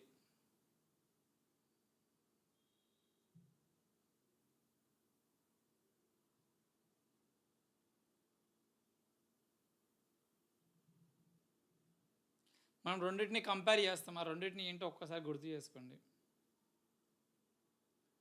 We compare 2 things, date of payment or date of invoice whichever is earlier. So ఇందులో date of payment ఏంటి apply చేసుకోండి మిమ్మల్ని. I want you to apply. And date of receipt of payment రెండింటిని పట్టుకొని whichever is earlier.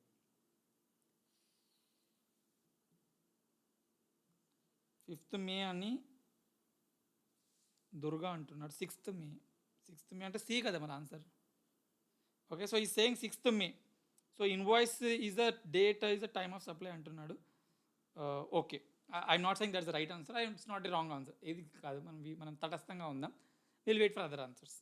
So we have 14 members on live guys. So you can 6th అంటున్నారు కొంతమంది. Amrita she saying 6th. 5th is said by Nihan. మన formula ఏంటి? Date of receipt or date of invoice. మనం as per the law invoice ఎప్పుడు issue చేయాలి?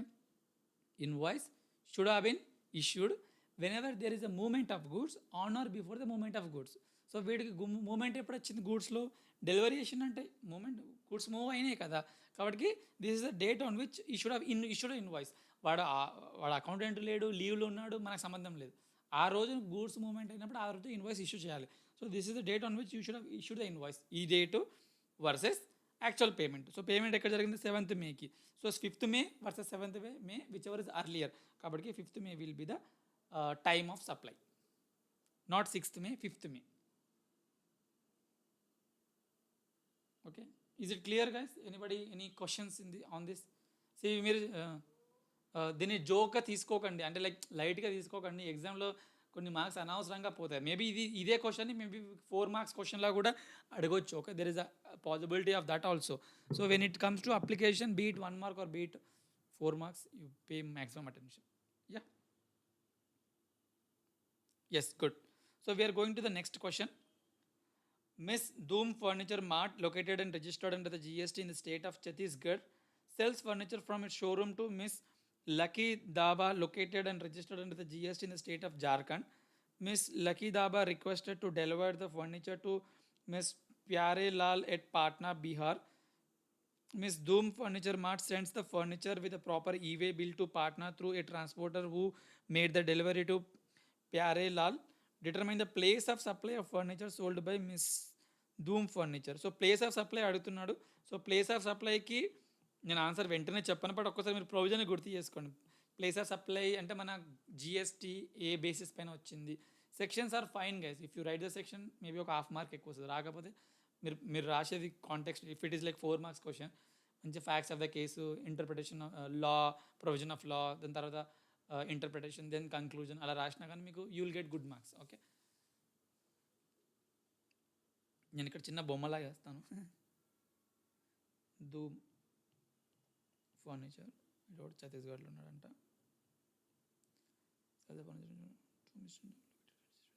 జార్ఖండ్.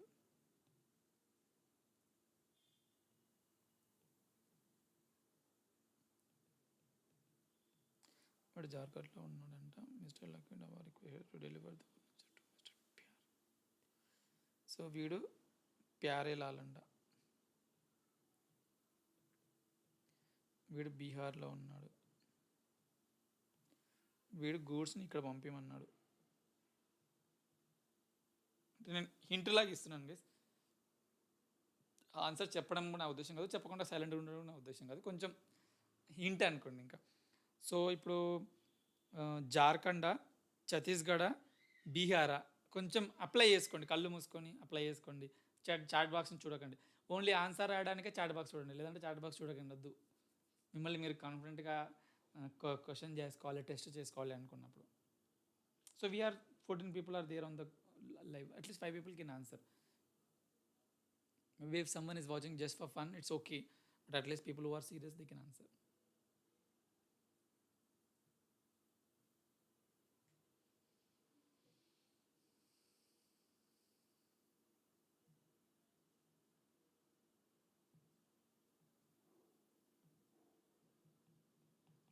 అసలు ఇదేంటి? Why Nihan, why Jharkhand is the right answer? Because goods are delivered to Bihar. Pyarelal. Okay, so why it's Bihar, why not Jharkhand? Or why Jharkhand, why not Bihar?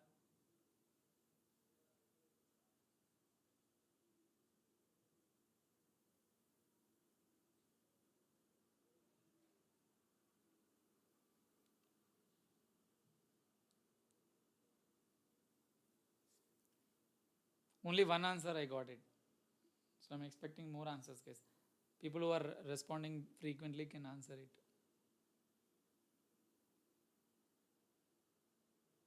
Jharkhand.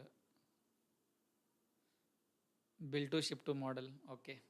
So yes guys, this is the bill to ship to model. ఏంటంటే ఈ ఛత్తీస్గఢ్లో ఉండే ధూమ్ furniture lucky dhaba జార్ఖండ్లో ఉండే వానితోటి ఒక contract enter. ఏమని? నేను goods ఇస్తాను. వాడేమన్నాడు? గూడ్స్ నాకు కాదు, ప్యారలాల్కి పోయి ఇయ్యి అన్నాడు. ఓకే, సో వీడు వెళ్ళి ఎవరికి ఇస్తున్నాడు? ప్యారలాల్కి ఇస్తున్నాడు. అంటే though goods are delivered to Pyarelal, the invoice will be raised on lucky Dhaba. Okay, so జార్ఖండ్లో ఉన్న వానికి బిల్ రేజ్ చేస్తున్నాం కాబట్టి వీడున్నది ఇక్కడ service provider is in Chhattisgarh, recipient is in Jharkhand, కాబట్టి ఇది వేరే స్టేట్ అవుతుంది కాబట్టి ఐజిఎస్టీ పడుతుంది. And this is a bill to ship to model. Okay, so your answer is right Nihan.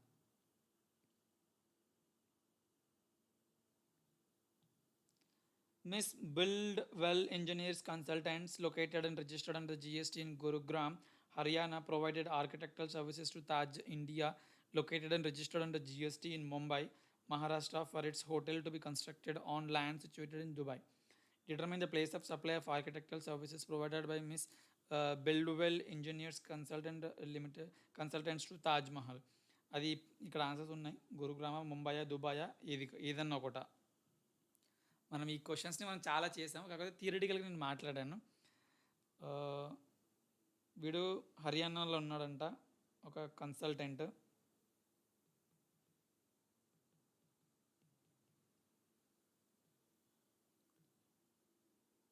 Taj Mahal located in Mumbai, Maharashtra. Service recipient మహారాష్ట్రలో ఉన్నాడంట. For it's hotel to be constructed in on land situated in Dubai. So దుబాయ్లో building కట్టాలనుకుంటున్నాడు.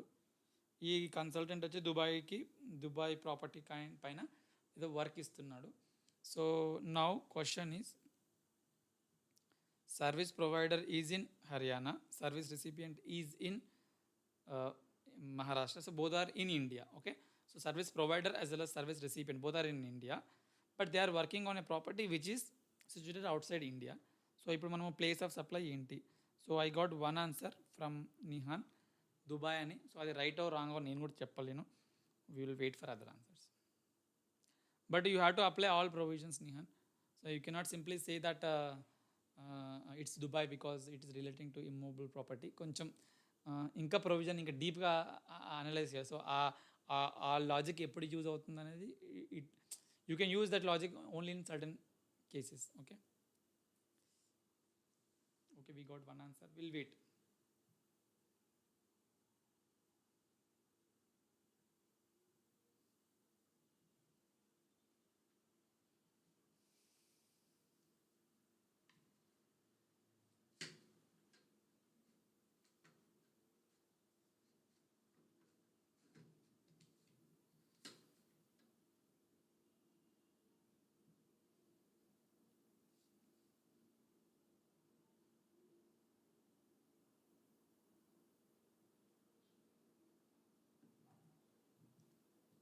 Yes guys, who is answering?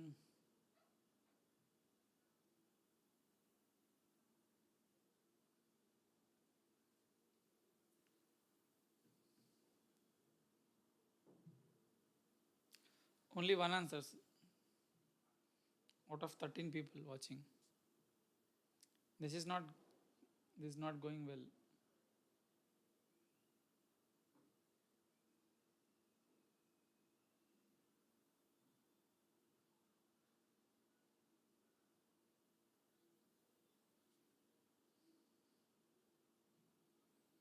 Okay, so this will be the place of recipient of service. ఎందుకంటే service provider and service recipient both are situated in India. So we have to see the place of recipient of service for the place of supply. Okay, but your answer is right when you are not able to apply the above logic. అంటే service provider కానీ service recipient కానీ ఇండియాలో లేకుండా ఉన్నప్పుడు then you have to see that where the immovable property is situated or is intended to be situated. So అది డిఫాల్ట్గా అక్కడికి వెళ్ళకూడదు. You have to first check whether the service provider and service recipient both are in India. Okay, so both are in India కాబట్టి we have to look at the place of the recipient of service which is Maharashtra. కాబట్టి since we know the location of Maharashtra, వాళ్ళు కూడా registered కాబట్టి we'll go with Maharashtra as a place of supply. After Aflatun Spares Private Limited, located and registered under GST in Haryana, supplied spare parts FOB basis to Mr. Lakshmi Kurana, an unregistered person located in Rajasthan. Mr. Lakshmi Kurana booked the courier himself with the Black Dart Couriers Private Limited, registered under GST in Dubai for delivery in Rajasthan.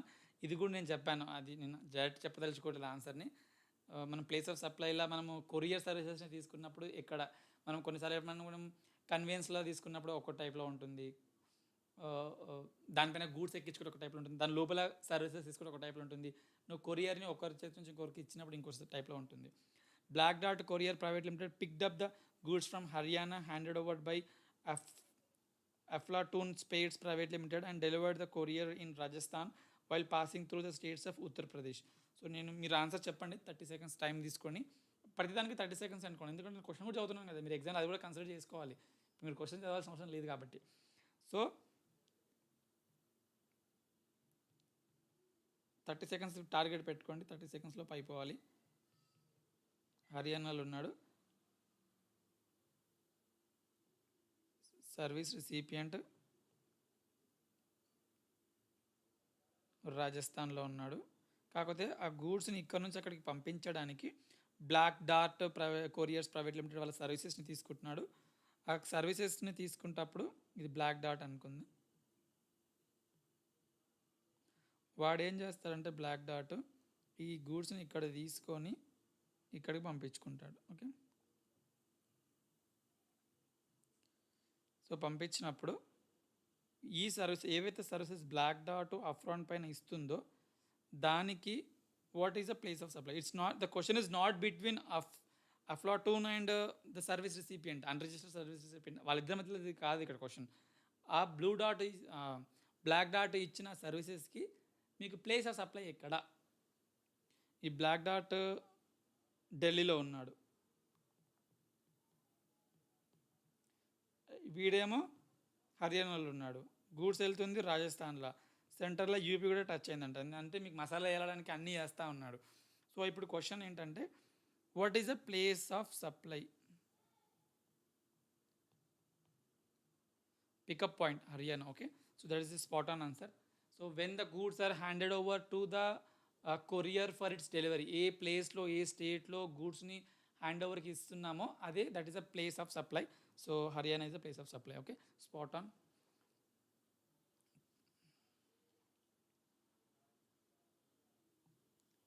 Mr. Javed, an unregistered person residing in Hisar, Haryana, went to Delhi for seeking admission of his child, Mr. Arun, in CA Intermediate.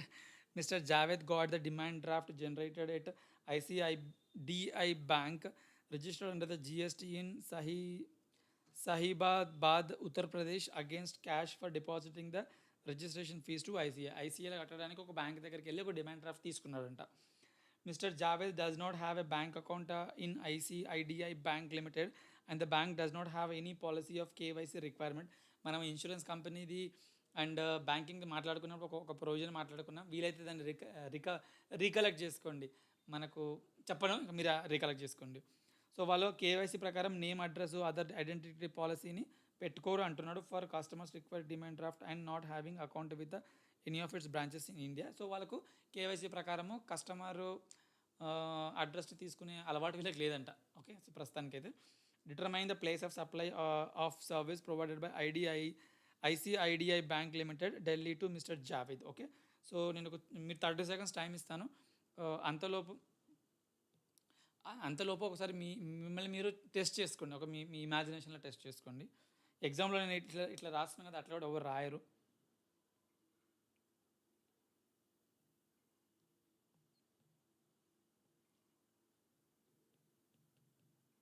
Javed బాబు హర్యానాలో ఉన్నాడు,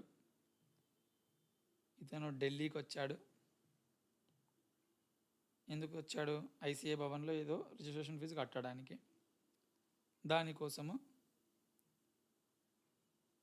ICICI బ్యాంకుకి వచ్చాడు, ICIDI బ్యాంకుకి వచ్చాడు. అది యూపీలో ఉంది. ఇక్కడ డీడీ తీసుకున్నాడు, అతనికి బ్యాంక్ అకౌంట్ లేదు, వాళ్ళ దగ్గర కేవైసీ ప్రకారం ఇతని అడ్రస్ లేదు. ఇప్పుడు క్వశ్చన్, ఐసిఐ భవన్ ఉన్న ఢిల్లీయా, బ్యాంక్ ఉన్న యూపీయా, వీడున్న Haryana, what is the place of supply? What is the place of supply? Event ఏం లేదు ఇక్కడ, it's not an event. Event అంటే వెయిటింగ్ ఈవెంట్ అంటామంటే ఒక డ్యాన్స్ షో, ఒక థియరటికల్ పర్ఫార్మెన్స్ ఇవ్వడము, వాటిని లేకపోతే ఒక క్రికెట్ మ్యాచ్ అవ్వడము, ఒక కన్సర్ట్ అవ్వడము, ఇలాంటివి మనం ఈవెంట్ అంటే. ఇక్కడ ఈవెంట్ ఏం లేదు. ఇప్పుడు నేను ఉన్నాను, మా తమ్మునికి లేకుంటే ఎవరైనా చిన్నపిల్లలకి అంటే కొంచెం యంగ్ వాళ్ళకి నేను ఐసీఐలో రిజిస్ట్రేషన్ చేయించుకోవాలనుకుంటున్నాను. నేను బెంగళూరుకి వెళ్ళాను అనుకుందాం. బెంగళూరులో ఒక ఎస్బీఐ బ్యాంక్ ఉంది, దానిలో నాకు అకౌంటే లేదు. సో నేను హైదరాబాద్ నుంచి బెంగళూరుకి వెళ్ళి అక్కడ డీడీ తీసుకున్నాను. డీడీ ఎవరిపైన తీసుకున్నాను? నేను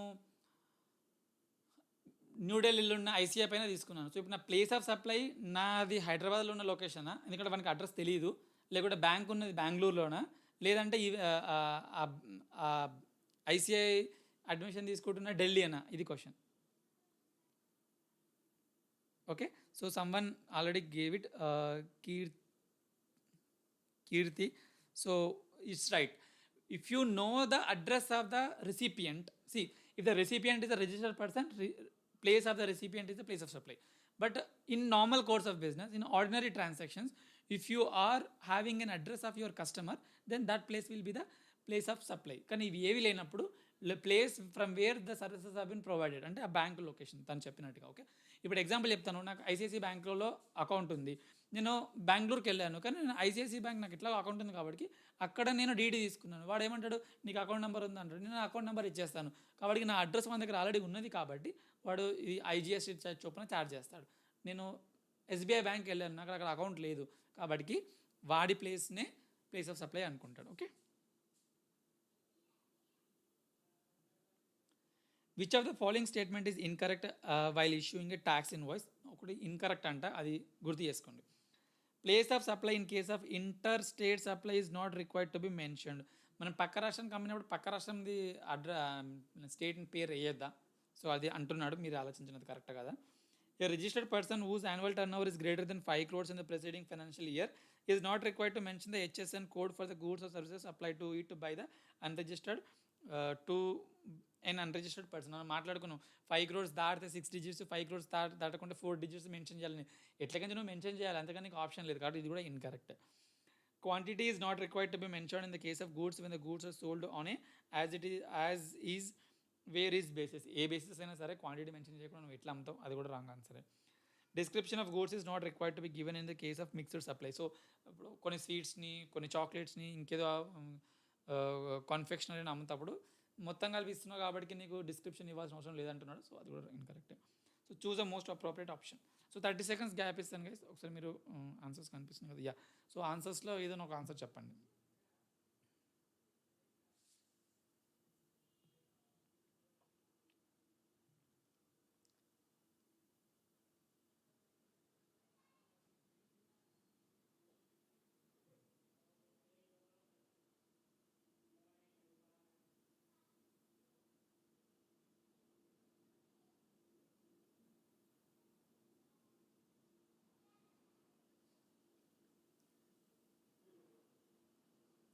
Yes, who is answering it?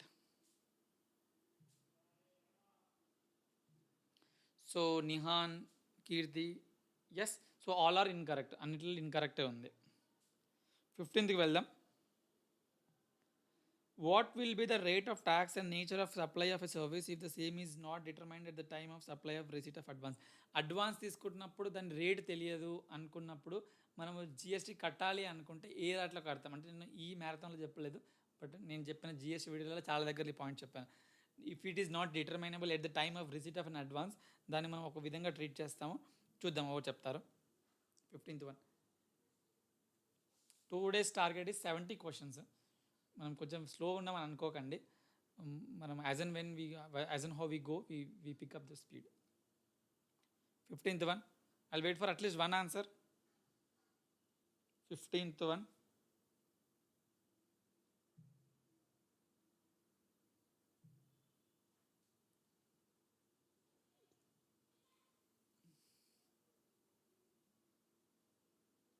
So Yash Sharma, it's right.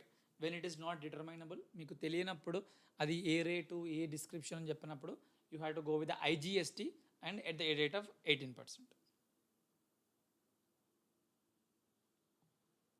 Which of the following activity is liable to GST?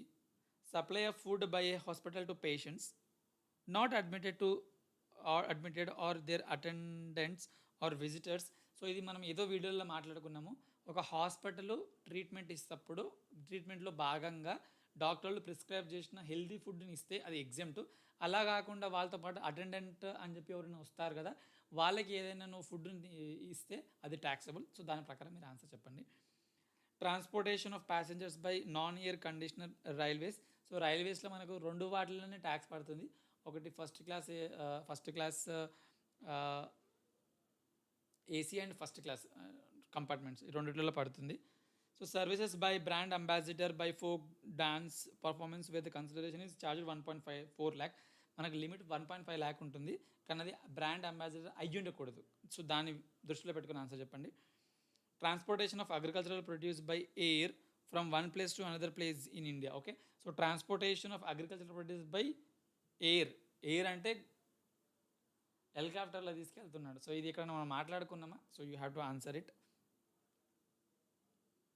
Services by way of loading, unloading, packing, storing on warehousing of rice, ఇది కూడా మాట్లాడుకున్నాం some videos last marathon చేసినప్పుడు. So loading, unloading, packing వీటికి of rice is what? Okay.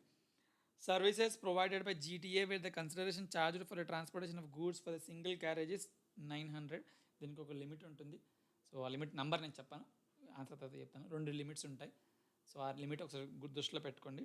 Choose the most appropriate answer. మనకు కావాల్సింది ఏంది, ఏవేవి జిఎస్టీకి పడుతున్నాయో లేవో చూడండి. కింద ఆప్షన్ చూడకుండానే మీరు ఇక్కడ ట్రై చేయొచ్చు. ఈ 1 2 3 4 5 6 7 6లో ఏవేవి పడతాయి ఒకసారి ఆన్సర్ కావాలంటే కూడా చూసుకోండి. 1 4 6. ఓకే, ఇది ఫుల్గా కనిపిస్తుందా? యా, కొంచెం చిన్నగా కనిపిస్తుంది, but you can see it.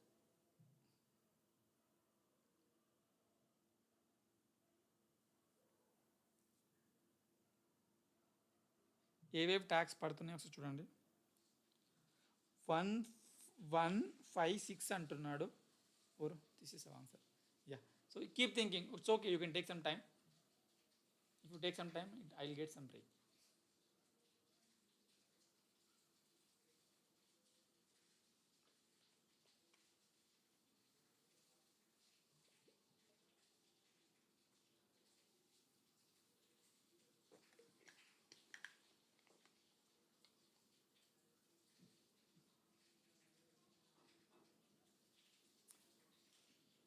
ఏ అని యష్ అంటున్నాడు, చూద్దాం ఒకసారి. ఏ ఏంటి? 1. ఓకే, అది కరెక్ట్. 1 is correct. 5 అంటున్నాడు. 5 ఏంటి? Services by way of loading unloading packing. C, రైస్ని లోడింగ్ అన్లోడింగ్ ప్యాకింగ్ చేస్తే ట్యాక్సబులా? Just think again Yash. It can be right, it can be wrong, but think. Rice loading unloading packing అవి చేస్తే ట్యాక్సబులా? ఇంకోటి 6 అన్నావు. 6 ఈజ్ సింగిల్ దానికి it's right answer. Your answer is right. But second 5th point just check on your 5th point.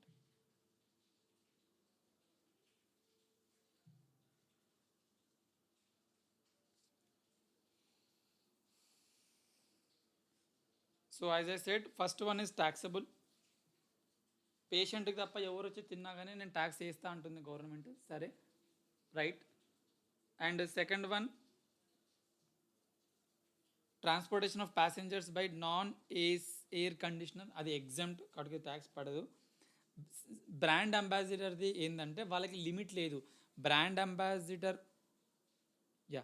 So brand, మన question అది కాదు కదా, క్వశ్చన్లో ఏది ట్యాక్సబుల్ అంటున్నాడు. సో ఏవేవి ట్యాక్సబుల్ చెప్పాలి మనం ఇక్కడ. ఓకే, సో బ్రాండ్ అంబాసిడర్ కాకుండా మామూలు వాళ్ళకి 1.5 lakh వరకు ఉంటుంది. క్లాసికల్, ఫోక్ అలాంటి కొన్ని షోస్ చేసే వాళ్ళకి. బ్రాండ్ అంబాసిడర్ ఇప్పుడు అమితాబ్ బచ్చన్ చేస్తున్నాడు, ఇంకోరు చేస్తున్నాడు, ఇట్లా పెద్ద పెద్ద వాళ్ళు చేస్తున్నారు. వాళ్ళకి అమౌంట్తో సంబంధం లేకుండా వాళ్ళు 1.5 lakh తీసుకోరు. అమౌంట్తో ఏం సంబంధం లేకుండా మొత్తం taxable. Okay, so this is also taxable. ఇది ఎగ్జామ్ట్. చిచి, ఇది కాదు.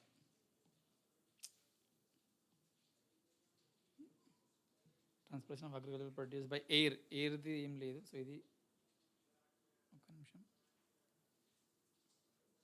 Transportation of agriculture produce by air. ఇది నేను ఎక్కడ చూడండి అసలు, ఎయిర్లో హెలికాప్టర్లో తీసుకెళ్తారా? ఒకసారి పక్కకు పెడదాం.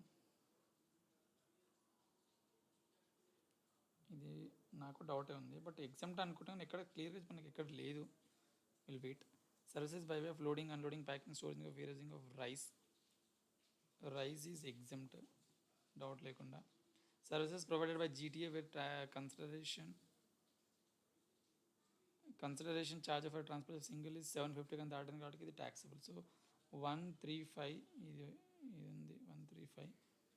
కానీ ఇది ఏది కూడా నాకు కూడా ఫస్ట్ టైం చూస్తున్నాను. సో ఇట్స్ అన్ ఎగ్జామ్ట్ అని, but I will check it 1 second. So 135 is exempt. First one ఎందుకంటే విజిటర్స్కి ఇచ్చిన ఫుడ్ పైన ట్యాక్సబుల్ కాబట్టి అది 1 ఈజ్ ట్యాక్సబుల్. సెకండ్ది బ్రాండ్ అంబాసిడర్ తోటి అమౌంట్తో సంబంధం లేకుండా ట్యాక్సబుల్ కాబట్టి అతను కూడా ట్యాక్సబుల్. ఇంకొకటి ఇది 750 దాటింది కాబట్టి అతను కూడా taxable. Okay, in which of the following cases compounding of offences is not allowable under section 138 of the CGST Act?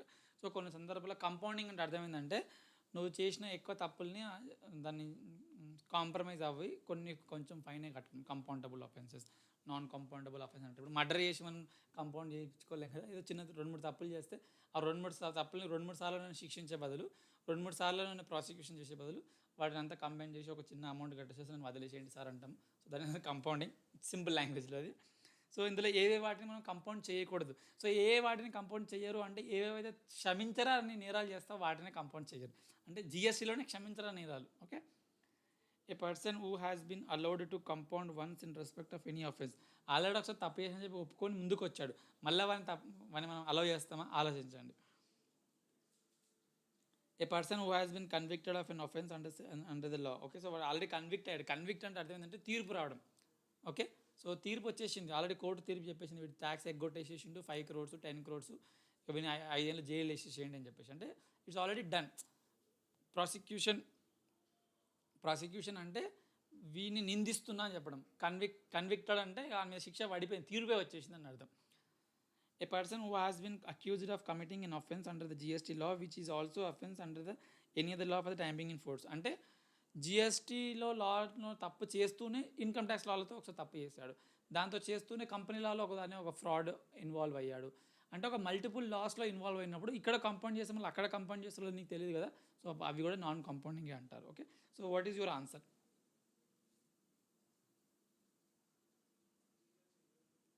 So what is your answer guys? 17. కొంచెం హింట్ ఇచ్చాను, ఈ చాప్టర్ మనం చేయలేదు, I I I have to accept, but just చిన్న hint అయితే ఇచ్చాను. Okay, so చూస్తా ఒక మీ బెస్ట్ ఎస్టిమేట్ ప్రకారం ఏది ఆన్సర్ అయి ఉండొచ్చు. ఆల్రెడీ ఒకసారి ఒక ఆఫెన్స్ చేశారంటే వాడిని మళ్ళీ క్షమించారు. ఓకే, అంటే ఒక పెద్ద తప్పు చేసినప్పుడు. ఇంకొకటి కన్విక్షన్ వచ్చింది. కన్విక్షన్ అంటే ఆల్రెడీ తీర్పు వెళ్ళబడేది. సో తీర్పు వెళ్ళబడిన తర్వాత వాడిని ఇంకొకసారి కంపౌండింగ్ క్షమించు అనేది ఒకసారి అంటావు, ఇంకా ఎన్నిసార్లు అంటావు అని చెప్పడానికి. ఓకే, సో ఇంకొకటి ఏంటంటే ఇంకేదైనా వేరే లాలతోటి ప్యారలల్గా నువ్వు ఏదైనా ఆఫెన్స్ని కమిట్ చేస్తే అవి మొత్తం కలిసి నువ్వు ఓన్లీ జిఎస్టీలో నువ్వు దాన్ని కంపౌండ్ చేసుకోలేవు. ఓకే, సో అంటే మొత్తం ఓవరాల్గా you have to face the trials. Only ఒక లాలో మొత్తం నువ్వు కంపౌండ్ తీసుకొని మిగతా వాటికి నువ్వు ఎగ్జామ్షన్ తీసుకోలేవు. Okay, so 1 2 3 is your answer. Yes, 1 2 3 is your answer. So next, for which of the following acts done by a taxable person inspection can be ordered under the GST law. So మీకు answer తెలియకపోయినా పర్లేదు, మీకు చదవకున్నా పర్లేదు, కానీ కొంచెం ఒకసారి మీ common సెన్స్ని use చేయండి. ఇన్స్పెక్షన్ కెన్ బి ఆర్డర్డ్ అంటున్నాడంటే మన దగ్గర అయితే తప్పు జరిగినట్టు వాడికి ఏదైనా ఒక సందేహాలు వస్తేనే ఇన్స్పెక్షన్కి పంపిస్తే ఒక ఆఫీసర్ని అంటారు కదా. సో ఏ సందర్భాలలో చేయొచ్చు? Suppression of any transaction of any supply or goods or services. నేను ఒక షాప్ పెట్టుకుంటాను, చాలా అమ్మేసుకుంటున్నాను, కానీ నేను అన్నిటికీ బిల్లులు ఇస్తలేను. ఆ విషయం ఎక్కడో అక్కడ మనకు కమిషన్ దగ్గరికి వెళ్ళింది. సో వాళ్ళకు ఒక ఇన్స్పెక్టర్ని పెట్టి ఇన్స్పెక్షన్ చేయించవచ్చు కదా, ఒక ఆన్సర్ అది. Separation of stock of goods in hand. దగ్గర 100 lakhs స్టాక్ ఉన్నాయి, కానీ నా బుక్స్లో ఓన్లీ 10,000 స్టాక్ని చూపించుకుంటున్నాను, నా ఫినిష్డ్ గూడ్స్ని తక్కువ చూపించుకుంటున్నాను, నా రా మెటీరియల్ తక్కువ చూపించుకుంటున్నాను, అంటే అండర్ వాల్యుయేషన్ చేసుకుంటున్నాను. సో అది డౌట్ ఉంటే వాళ్ళు ఇన్స్పెక్షన్కి ఆర్డర్ చేయొచ్చు. ఈ రెండిట్లో contravention of any provision of the GST law. Okay, so ట్యాక్స్ని ఎగ్గొట్టడానికి ఎవేట్ చేయడానికి నేను ఇంకెలాంటి పన్నాగాలని ఎదుర్కొంటున్నా, ఏదైనా అలాంటి ఎదవేషాలు వేస్తున్నా కానీ నా పైన ఇన్స్పెక్షన్ని ఆర్డర్ చేయొచ్చు. So all the 3 will be your right answer. The time limit for issuance of order for best judgment assessment under the GST is 5 years from the date specified for furnishing the annual return for the financial year to which the tax is not paid relates to. ఇప్పుడు నేను 21-22 మధ్యలో ఉన్నాను. ఇప్పుడు 22-23 మధ్యలో ఉన్నాను. Last ఇయర్లో బతికేస్తున్నా. So 22-23 మధ్యలో ఉన్నాను. సో 22-23 మధ్యలో ఉన్నది. నేను యాన్యువల్ రిటర్న్ ఎప్పుడు ఫైల్ చేస్తాను? 24 డిసెంబర్ వరకు ఫైల్ చేయొచ్చు. సో అక్కడ నుంచి ఒక 5 years వరకు టైం ఉంటుంది. అప్పట్లోపు నేను ట్యాక్స్ ఎగ్గొట్టే ప్రయత్నం చేస్తే వాళ్ళు బెస్ట్ జడ్జిమెంట్ అసెస్మెంట్ని ఆర్డర్ చేయొచ్చు. బెస్ట్ జడ్జిమెంట్ అంటే ఏంటంటే మనకి ఇన్కమ్ ట్యాక్స్లో కూడా ఉంటుంది కదా, సెక్షన్ 144 అని. సో అట్లనే ఇక్కడ కూడా నేను అడిగిన ఇన్ఫర్మేషన్ ఇవ్వట్లేదు, నేను వాళ్ళకి సహకరించట్లేదు, వాళ్ళు ఒక డేట్ పెట్టేసేసి రమ్మంటే రావట్లేదు, ఇన్ఫర్మేషన్ ఇవ్వట్లేదు, బుక్స్ అడిగితే ఇవ్వట్లేదు, అలాంటి అన్నప్పుడు మాకున్న అండర్స్టాండింగ్ ప్రకారం మేము ఇది బెస్ట్ జడ్జిమెంట్ ఆర్డర్ పాస్ చేస్తామని చెప్పి పాస్ చేస్తారు. అందుకని అన్ని ప్రొసీజర్ అయిపోయిన తర్వాత ఇది లాస్ట్ రిసార్ట్. ఇది వెంటనే చేస్తారని కాదు, నేను పిలిస్తే నువ్వు ఫోన్ చేస్తాను, ఫోన్ చేసి లిఫ్ట్ చేయట్లేదు అంటే బెస్ట్ జడ్జిమెంట్ చేస్తారని కాదు. They take all the necessary steps, వాళ్ళ దగ్గర ఉన్న ఇన్ఫర్మేషన్ అవన్నీ చూసుకుంటారు. బట్ ఇంకా ఏది సరిపోవట్లేదు, ఇంకా వీడు కొరకరాని కొయ్యలాగా ఉన్నాడు అనుకుంటే you can go with the best judgement assessment. So అది 5 years is the right answer. Yes, 5 years is the right answer. అంటే కొన్ని కొత్తగా ఉన్నాయి, నేను డైరెక్ట్ చెప్పేస్తాను. మనం ఆల్రెడీ చేసిన వాటిని మీకు టైంకి ఇస్తాను, మీరు చేయండి అని చెప్పడానికి. Mohan Das, a registered person, has supplied goods to Karam Chand under his own invoice on behalf of his principal. So principal తరపున వాడి ఓన్ ఇన్వాయిస్ ఇస్తున్నాడంట ఒక agent.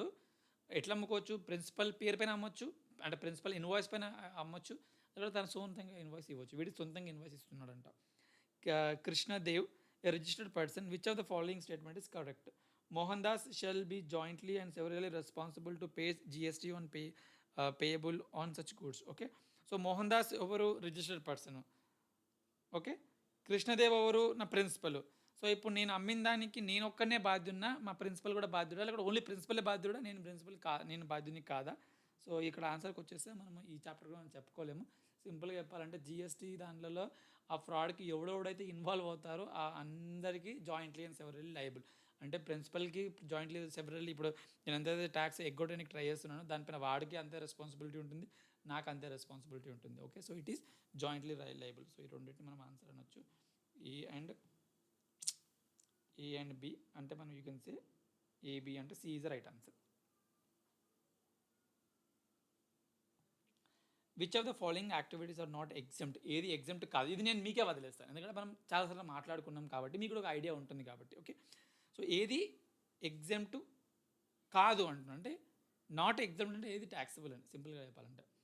Religious pilgrim organised by Todarmal charitable trust. ఒక charitable ట్రస్ట్ని ఒక చార్ధామ్ యాత్ర అని లేకపోతే ఇంకేదో యాత్ర అని అట్లా ఒకటి కండక్ట్ చేస్తుందంట, అది ట్యాక్సిబుల్ కదా? ఆలోచించండి, ఎవరు చేస్తున్నారు, ఏం చేస్తున్నారు. మీరు ఓన్లీ ఏం చేస్తున్నారు అనే దాన్ని పట్టుకుంటే మేబీ అది రాంగ్ ఆన్సర్ కూడా అయ్యి ఉండొచ్చు. ఎవరు చేస్తున్నారు కూడా ఇంపార్టెంట్. ఇప్పుడు గవర్నమెంట్ ఒక ఎడ్యుకేషన్ ఒక కొన్ని సర్వీసెస్ ప్రొవైడ్ చేస్తే వాళ్ళకి ఎగ్జామ్ట్. ఇప్పుడు నేను క్లాసెస్ కండక్ట్ చేస్తున్నాను, మీరు ఫీజు ఇస్తారు, నేను దాన్ని ఎగ్జామ్ట్ అనలేం కదా. సో ఎవరు కండక్ట్ చేస్తున్నారు కూడా important. Services provided by a business facilitated to an insurance company in urban area. So ఇదే ఇన్సూరెన్స్ కంపెనీని మనం రూరల్ ఏరియాలో ఇస్తే ఒక ట్రీట్మెంట్ ఉంటుంది, అర్బన్ ఏరియాలో ఇస్తే ఇంకొక ట్రీట్మెంట్ ఉంటుంది. Milling of paddy into rice. So paddy అంటే ఏం గింజలు అంటారు, మన పేరు గుర్తుకొస్తుంది, వరి గింజలు అనుకుంటా, వాటి నుంచి రైస్కి పొట్టు తీసి చేస్తున్నారు. సో దాన్ని నువ్వు ఎగ్జామ్ట్ అంటే ట్యాక్సబులా కాదా చెప్పాలి. Choose the most appropriate answer. So this question is for you guys, మీరు చేయొచ్చు. Which of the following is not exempt అంటే ఇది ట్యాక్సబుల్ అంటున్నారు.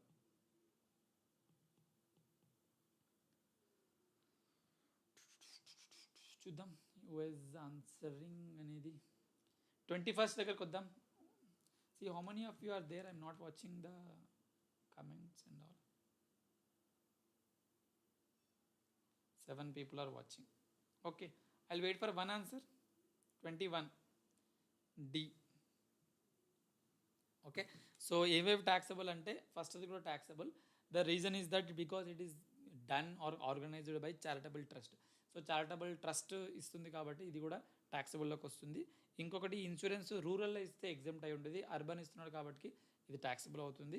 ఇంకొకటి మిల్లింగ్ అంటే అది మన ఇప్పుడు అగ్రికల్చర్కి ప్రైమరీ యాక్టివిటీ లెక్క కాదు, దాన్ని మొత్తం మార్కెట్లో తీసుకెళ్ళినాక ఒక సపరేట్ ఒక ఏజెంట్ ఒక దళారి ఎవరు అది తీసుకొని దాన్ని రైస్గా కన్వర్ట్ చేస్తున్నాడు కాబట్టి అది it's not a primary activity, secondary యాక్టివిటీకి వెళ్తుంది కాబట్టి ఇది కూడా ట్యాక్సబుల్. కాబట్టి 3 is the right answer. Which of the following statement is true? Services provided by government ITI to individual trainees are exempt from GST. అది ట్రూ అంటున్నాడు, ఏవేవి correct చెప్పాలి. Services provided by state government and private service providers by way of transportation of patients in an ambulance are exempt from GST.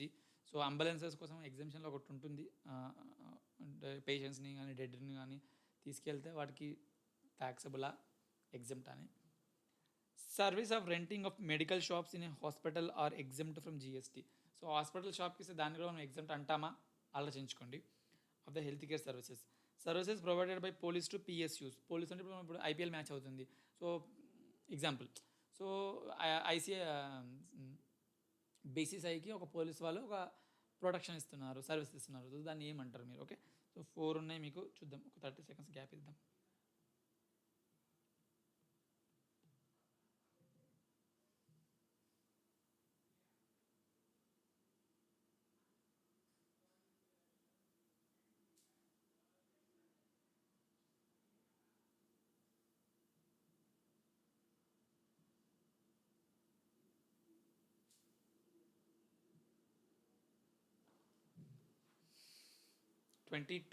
Who is answering?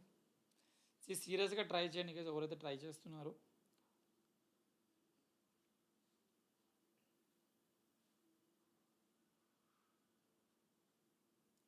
22A. Okay, Nihan. Anybody else? Only నిహానే చూస్తుండ ప్రస్తుతానికి. Yes guys, so this is true. ఎందుకంటే మనకు ఎగ్జామ్షన్లోనే ఉంది, government ఐటీఐస్కి individual ట్రైనీస్కి వాళ్ళకి ఇవ్వడం అది ఎగ్జామ్షన్లోనే ఉంటుందని. ఇంకొకటి, ఈ పేషెంట్కి సంబంధించిన మొత్తం ఎగ్జామ్ట్, సో కాబట్టి సెకండ్ది కూడా ఎగ్జామ్ట్, అట్టు పేషెంట్స్ని అంబులెన్స్లో తీసుకెళ్ళడం అలాంటి వాటి కోసం. అండ్ థర్డ్ వన్, మెడికల్ షాప్స్కి ఎగ్జామ్షన్ అట్లాంటిది ఏం లేదు. ఓన్లీ మెడికల్ సర్వీసెస్, డాక్టర్స్ ఇలాంటి కొన్ని స్పెసిఫైడ్ కేటగిరీస్ వాళ్ళు ఇస్తేనే అది ఎగ్జామ్ట్, మిగతా వాళ్ళకి అది ఎగ్జామ్ట్ కాదు. Services provided by police to PSUs are taxable. So ఇది కూడా రైట్ ఆన్సర్. 1 2 4, 1 2 4 కాబట్టి is the right answer. Which are the following transactions does not qualify as supply under GST? So ఇందులో ఏది సప్లై కాదు, ట్రాన్సాక్షన్స్ సప్లై కాదని. Disposal of car without consideration and the supplier has not taken input tax credit. So మనం ITC చాప్టర్లో చెప్పాము, నీ business అసెట్స్ని అమ్ముతే దాన్ని మనము even with consideration or without consideration taxable, కానీ కొంచెం డిస్కషన్ జరిగింది. సో దాన్ని ఒకసారి అప్లై చేయడానికి ట్రై చేయండి, నేను చెప్తాను లాస్ట్లో. Principal makes supplies to his agent who is also registered under GST and is situated within the same state, and the invoice for the further supply is issued by the agent in his name. So principal agent ఇద్దరు ఒకటే స్టేట్లో ఉన్నారంట, వాడికి invoice issue చేశాడు, వాడు మళ్ళీ ఫర్దర్గా అమ్మాలనుకుంటున్నాడు. So ఇది కరెక్టా కాదా చెప్పాలి, ఇది సప్లైయా కాదా చెప్పాలి. Head office makes a supply of services to his own branch office out side state. మహారాష్ట్రలో ఒక బ్రాంచ్ ఉంది, హైదరాబాద్లో ఒక బ్రాంచ్ ఉంది. ఈ బ్రాంచ్ ఆ బ్రాంచ్కి ఒకటి సప్లై ఇస్తుంది. సో దీన్ని ఏమంటారు? A person imports services without consideration for the purpose of his own business from his elder son living outside India. Okay, so కొన్ని ఇంపోర్ట్స్ అంటే రిలేటెడ్ పార్టీ దగ్గర నుంచి కన్సిడరేషన్ లేకుండా వస్తుంది అంట. సో దీన్ని మనం సప్లై అంటామా కదా, మనము గుర్తు చేసుకోండి, మనము షెడ్యూల్ 2 చదువుకున్నప్పుడు ఇది చదువుకున్నాం. So what is your answer? 23rd.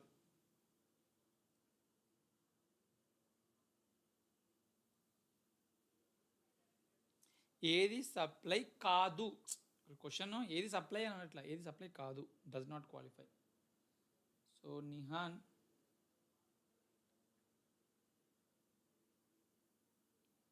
So మనం ఒక 30 క్వశ్చన్స్ చేసి టార్గెట్ క్లోజ్ చేద్దాం.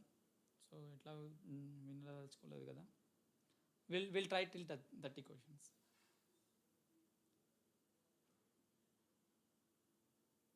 I'll wait for your answer Nihan. So don't look in to any question anything. ఇందులో ఏది సప్లై కాదు, you have to apply, then only you feel like you are applying, you are confident in the examination.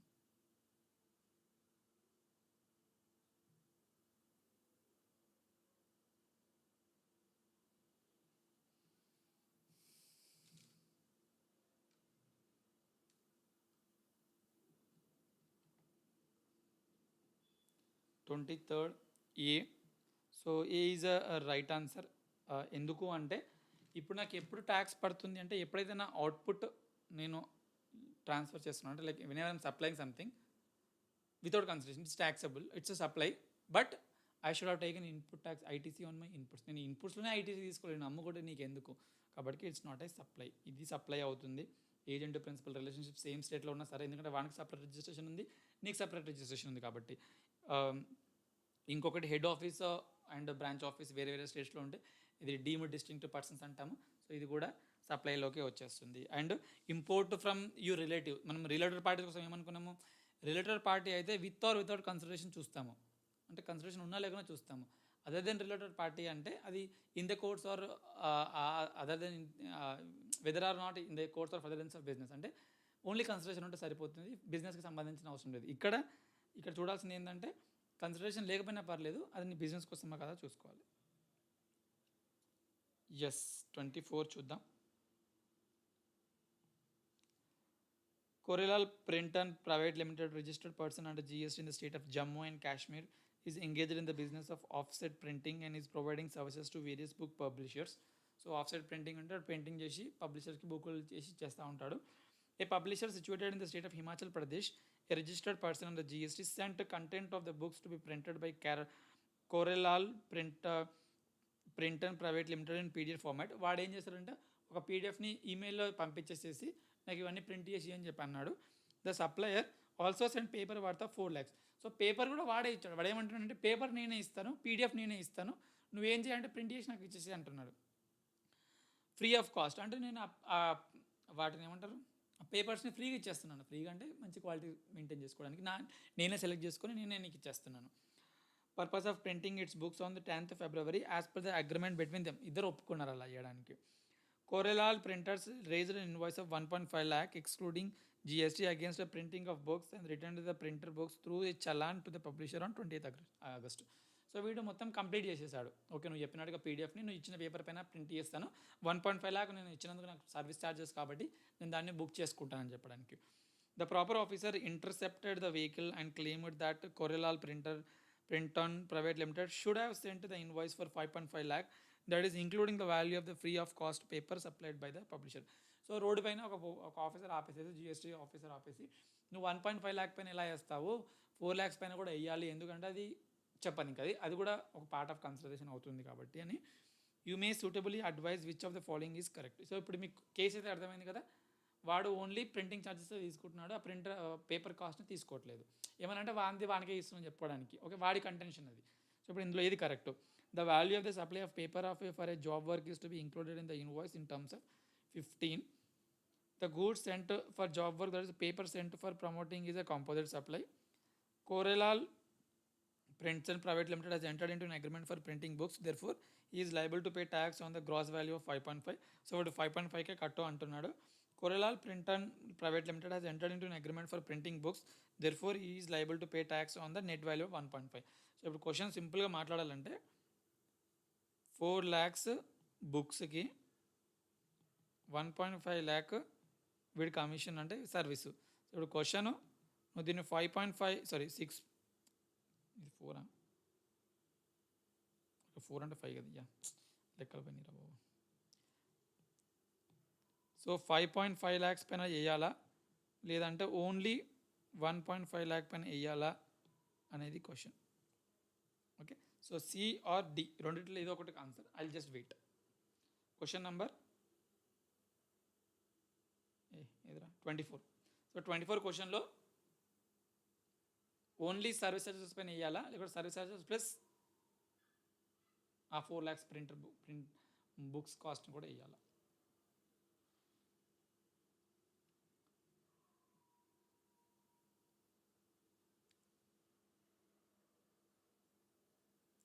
నేనేం answer చెప్పలేదు, రెండింటిలో ఒక answer ఉంది ఇందులో.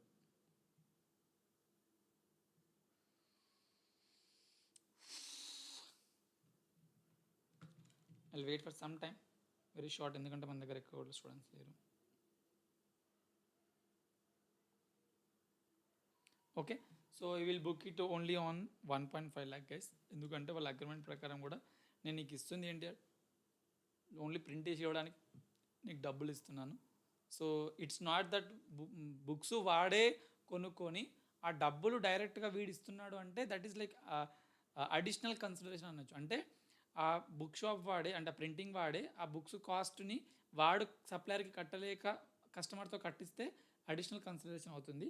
కానీ ఇక్కడ ఓన్లీ బుక్స్ నేను పంపిస్తున్నాను, నువ్వు జస్ట్ దీన్ని ఏమంటారంటే ఒరిజినల్ వర్క్స్ అంటారు. అంటే నీకు 4 lakhs నువ్వు చూసుకుంటావు, ఓన్లీ ఆ 1.5 lakh పైన నువ్వు సర్వీస్ ప్రొవైడ్ చేసినాడు 1.5 lakh పైన ఇవ్వాలని చెప్పి. Paliwal Associates, a firm of chartered accountants registered under the GST located in Jaipur, Rajasthan, is providing professional consultancy services to its various clients. It has taken consultancy services for its Jaipur business from another establishment of its firm located in Jammu and UK. However, no consideration was charged for the same. Such services would have been taxable at 18% had the same been received from local firm. Further, Paliwal Associates would have paid 4 lakhs had it not received the said services from UK establishments.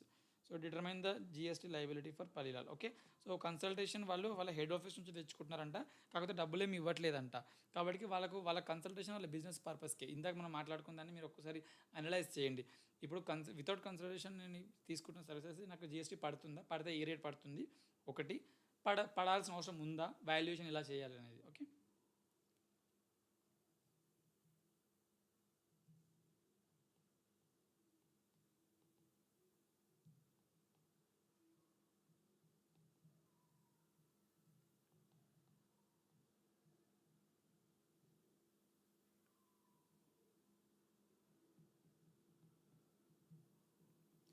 ఇది related party, ఇక్కడ నుంచి consultation తీసుకున్నావు కానీ డబ్బులు కట్టట్లే.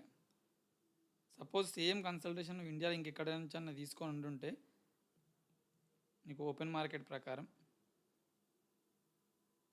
4 lakhs పడేది.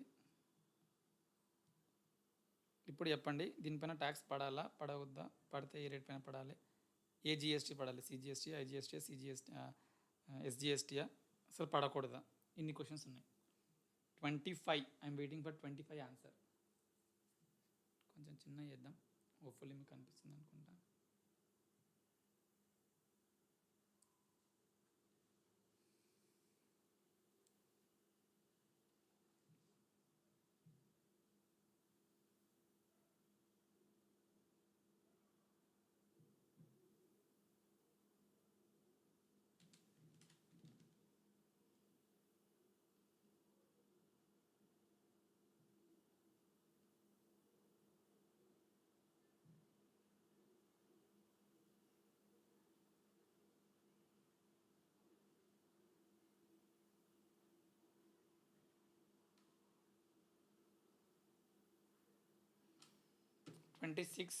సరే 25A.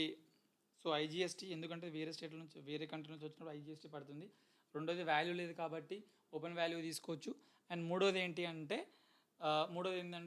మనం consideration తీసుకోకుండా పర్లేదు, whether or not you're receiving a consideration if you are importing anything from your related party, అది business consideration, business furtherance of బిజినెస్లో అయి ఉంటే సరిపోతుంది. వీడు ఫర్దరెన్స్ ఆఫ్ బిజినెస్కి తీసుకుంటున్నాడు, కన్సిడరేషన్ పే చేయకపోయినా పర్లేదు, it will be liable. It is deemed as treated as a supply.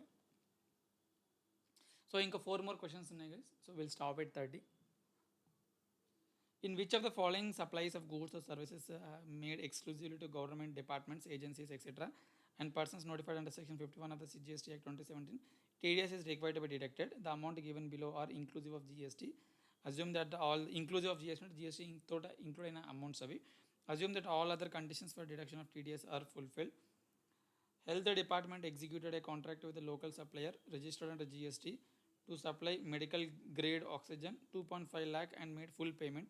So ఇది ఇంక్లూడివ్ ఆఫ్ జిఎస్టీని తీసి మనం మాట్లాడుకోవాలి. ఒక లిమిట్ ఉంది, ఆ లిమిట్ ఎక్సెల్ ఉందో లేదో చూసుకోవాలి. ఓకే. రెండోది, government school is making a payment of 3.5 lakh to registered supplier for supply of cooked food as a mid day meal under the scheme sponsored by the central government. So mid day meals కోసం ఒకటి ఎగ్జామ్షన్లో ఒకటి ఉంది, దాన్ని ఒకసారి ఆలోచించుకోండి. Municipal Corporation of Kolkata purchases a heavy generator from registered supplier in New Delhi. Now it's making payment of 5 lakh rupees for such purchase. So ఇది కూడా ఆలోచించండి, న్యూఢిల్లీ నుంచి కోల్కతాకి వస్తుంది అది. Finance department of Delhi is making a payment of 3 lakh to the registered supplier of printing of stationery. So these are the 4. ఇది చూద్దాం, ఇక్కడ చెప్పండి ఇంకా answer.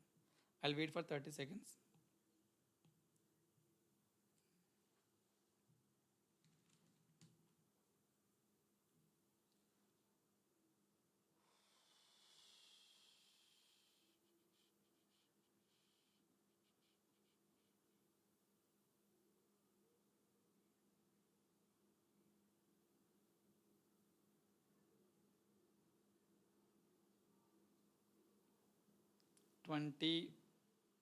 Six guys, we are waiting for 26th answer.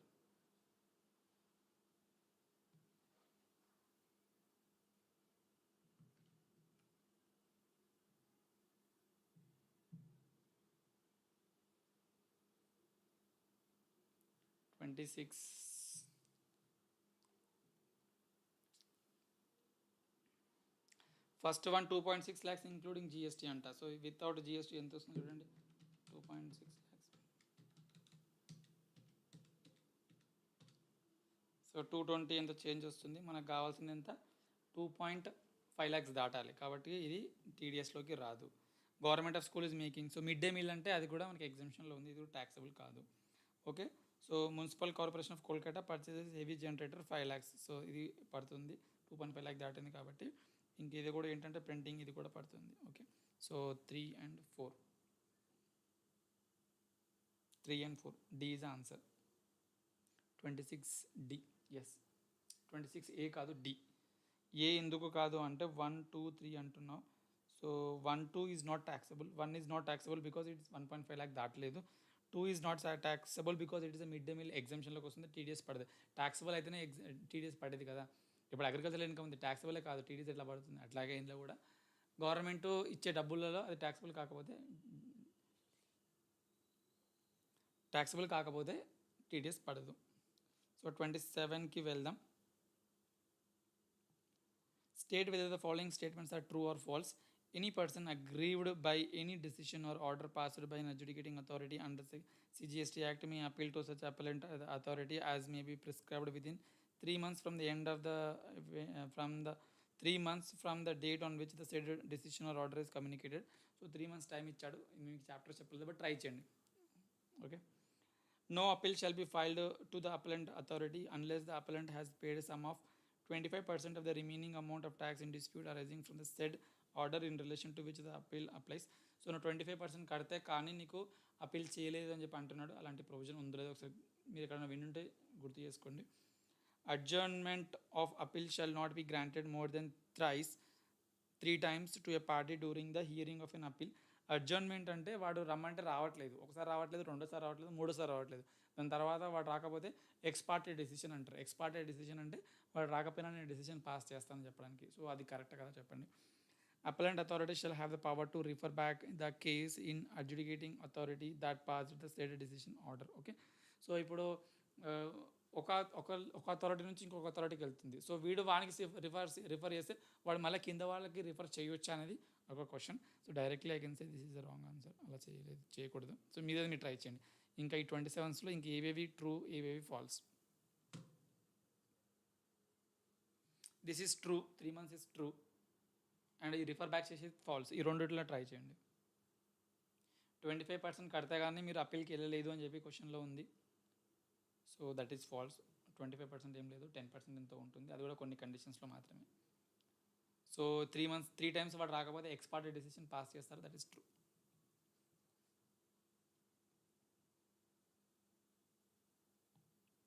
Which are the following is or not considered as a supply under the CGST. ఏవి supply కాదు అంటున్నాడు. Importation of architectural services for 1 lakh for construction of residential property used for personal purpose from unrelated person. Okay. So నేను చెప్పాను related పర్సన్కి చూడాల్సింది ఒకటి, unrelated పర్సన్కి చూడాల్సి వస్తుంది ఒకటి. ఇక్కడ అన్రిలేటెడ్ పర్సన్ దగ్గర నుంచి తీసుకున్నప్పుడు మనం చూడాల్సింది ఏంటి? ఓకే, అది మీరే ఆలోచించుకోండి. Importation of agricultural architectural services free of cost for construction of office used for business purpose from related party. So ఇప్పుడు ఆఫీస్ కోసము రిలేటెడ్ పార్టీ దగ్గర నుంచి తెచ్చుకుంటున్నామంట. ఓకే, అలాగే డబ్బులు ఇవ్వట్లేదు. సో దీనికి రెండోది. Importation of architectural services free of cost for construction of office used for business purpose from unrelated. So ఇదొకటి. And both A and C. So మీరు ఆన్సర్ 30 seconds వెయిట్ చేస్తాను. ఇది ఎగ్జామ్లో చాలామంది డౌట్ క్రియేట్ అవుతారు. 28 క్వశ్చన్ నెంబర్ ఇస్ 28. 28కి answer చెప్పండి. Whoever is watching, related party దగ్గర నుంచి మనం ఏం చూడాలి? కన్సిడరేషన్ తీసుకున్నా తీసుకోకుండా పర్లేదు, కానీ బిజినెస్ పర్పస్ అయి ఉండాలి. అన్రిలేటెడ్ పార్టీ అయితే true false 28.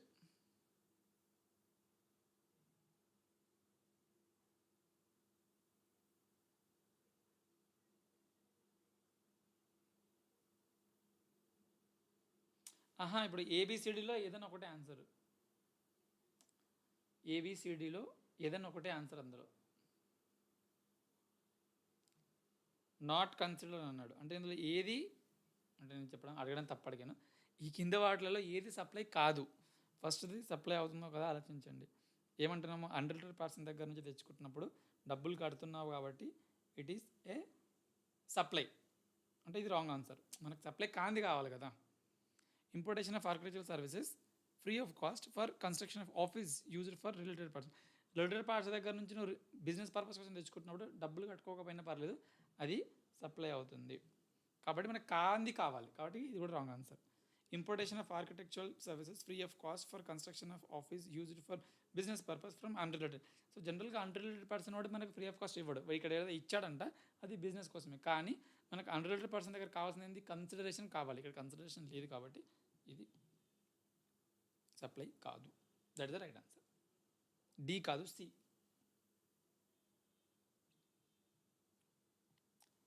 Which of the following is not a supply under the CGST, ఏది సప్లై కాదంటున్నాడు. Goods supplied free of cost by X and sons to its agent for supply of good supply to a customer at 5,000 rupees for which invoice will be issued by the agent in his own name. So ఈ agent వాడంతలో వాడే invoice issue చేసుకుంటాడంట. అది సప్లైయా కాదా? మనకు క్వశ్చన్లో కావాల్సింది supply కాంది కావాలి. Importation of accounting services for business purpose free of cost from a dependent father residing in US. So related party దగ్గర నుంచి ఫ్రీగా వస్తుంది కానీ బిజినెస్కి వస్తుంది. సో ఇది సప్లైయా కాదా? మనకు కావాల్సింది సప్లై కాంది కావాలి. An expensive watch gift to its employee for 50,000, no other gifts provided to such employee. మనం ఏమనుకున్నాం 50,000 దాటితే ఎంప్లాయీకి వేసే సప్లై అన్నాం, కానీ ఇక్కడ 50,000 దాటట్లేదు. సో ఆలోచించండి.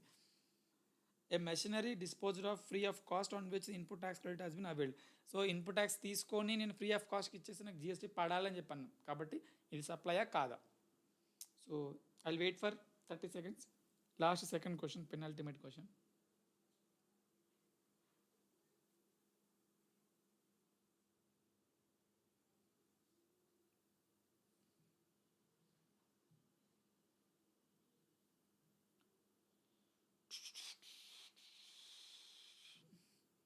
ఇది సప్లై. ఏం చెప్పాను? ప్రిన్సిపల్ ఏజెంట్కి ఇస్తున్నాడు, ఇద్దరికి సపరేట్ రిజిస్ట్రేషన్ ఉంది కాబట్టి అది సప్లైలోకి వచ్చేస్తుంది. Importation of accounting services free of cost from a dependent. So dependent దగ్గర నుంచి వచ్చినప్పుడు కన్సిడరేషన్ ఉన్నా లేకున్నా బిజినెస్ పర్పస్ అయితే సప్లై అవుతుంది, కానీ మనకు కావాల్సిన ఆన్సర్ అది కాదు, సప్లై కాంది కావాలి. ఓకే, కొంచెం క్వశ్చన్ని అటు తిరిగేసి ఇస్తున్నాడు. Expensive watch gifted to N employee 50,000. మనకు కావాల్సిన 50,000 రూపీ 50,000 ₹1 పడితే అది ట్యాక్స్లోకి వచ్చేది, కానీ అది రాలేదు కదా, ఓన్లీ 50,000 ఎగ్జాక్ట్లీ. కాబట్టి ఇది సప్లై కాదు, మనకు కావాల్సిన సప్లై కాందే కావాలి, కాబట్టి ఇది right answer. Machinery disposal of free of cost and which the tax has been input tax credit has been availed. ITC తీసుకున్నావు కానీ నేను ఫ్రీగా ఇచ్చుకుంటున్నావు, నీకు ట్యాక్స్ పడుతుంది, కాబట్టి ఇది కూడా సప్లై. మనకు కావాల్సిన సప్లై కాంది కావాలి, ఇది C is not a supply. Last question guys. Mrs. Reena is a consultant. She has provided the following details relating to service provided and received by her during the current financial year. So కొంచెం services inputs outputs రెండు ఉన్నాయి. Supply of management consultancy services 5 lakh. So ఇది ఏంటి? Supply of accounting services for 2 lakhs. ఇది ఏంటి? Immovable property rent out to for residential purpose 10,000. So residential పర్పస్కి మనం రెంట్కి ఇచ్చేసి మనం ఎగ్జామ్షన్లో ఒకటి మాట్లాడుకుంటాం, అది. Management consultancy services provided to a hospital 50,000 at a time. So management consultancy అంటే కూడా consultancy. Services provided to a client out side India. Clients out side India అంటే ఎక్స్పోర్ట్ చేస్తున్నాం, అది మనకు ఎక్స్పోర్ట్ చేస్తే నేను ఒక వర్డ్ యూజ్ అయ్యి తలుచుకోలేదు, లాస్ట్ సెషన్లో చెప్పాను, జీరో రేటెడ్ సప్లై అని చెప్పేసి. So you have to understand what is that. Services received from A lawyer. So ఇది ఇన్పుట్ లాయర్ నుంచి కాబట్టి రివర్స్ ఛార్జ్ మెకానిజం పడుతుంది. ఓకే, సో ఇప్పుడు క్వశ్చన్ ఏంటంటే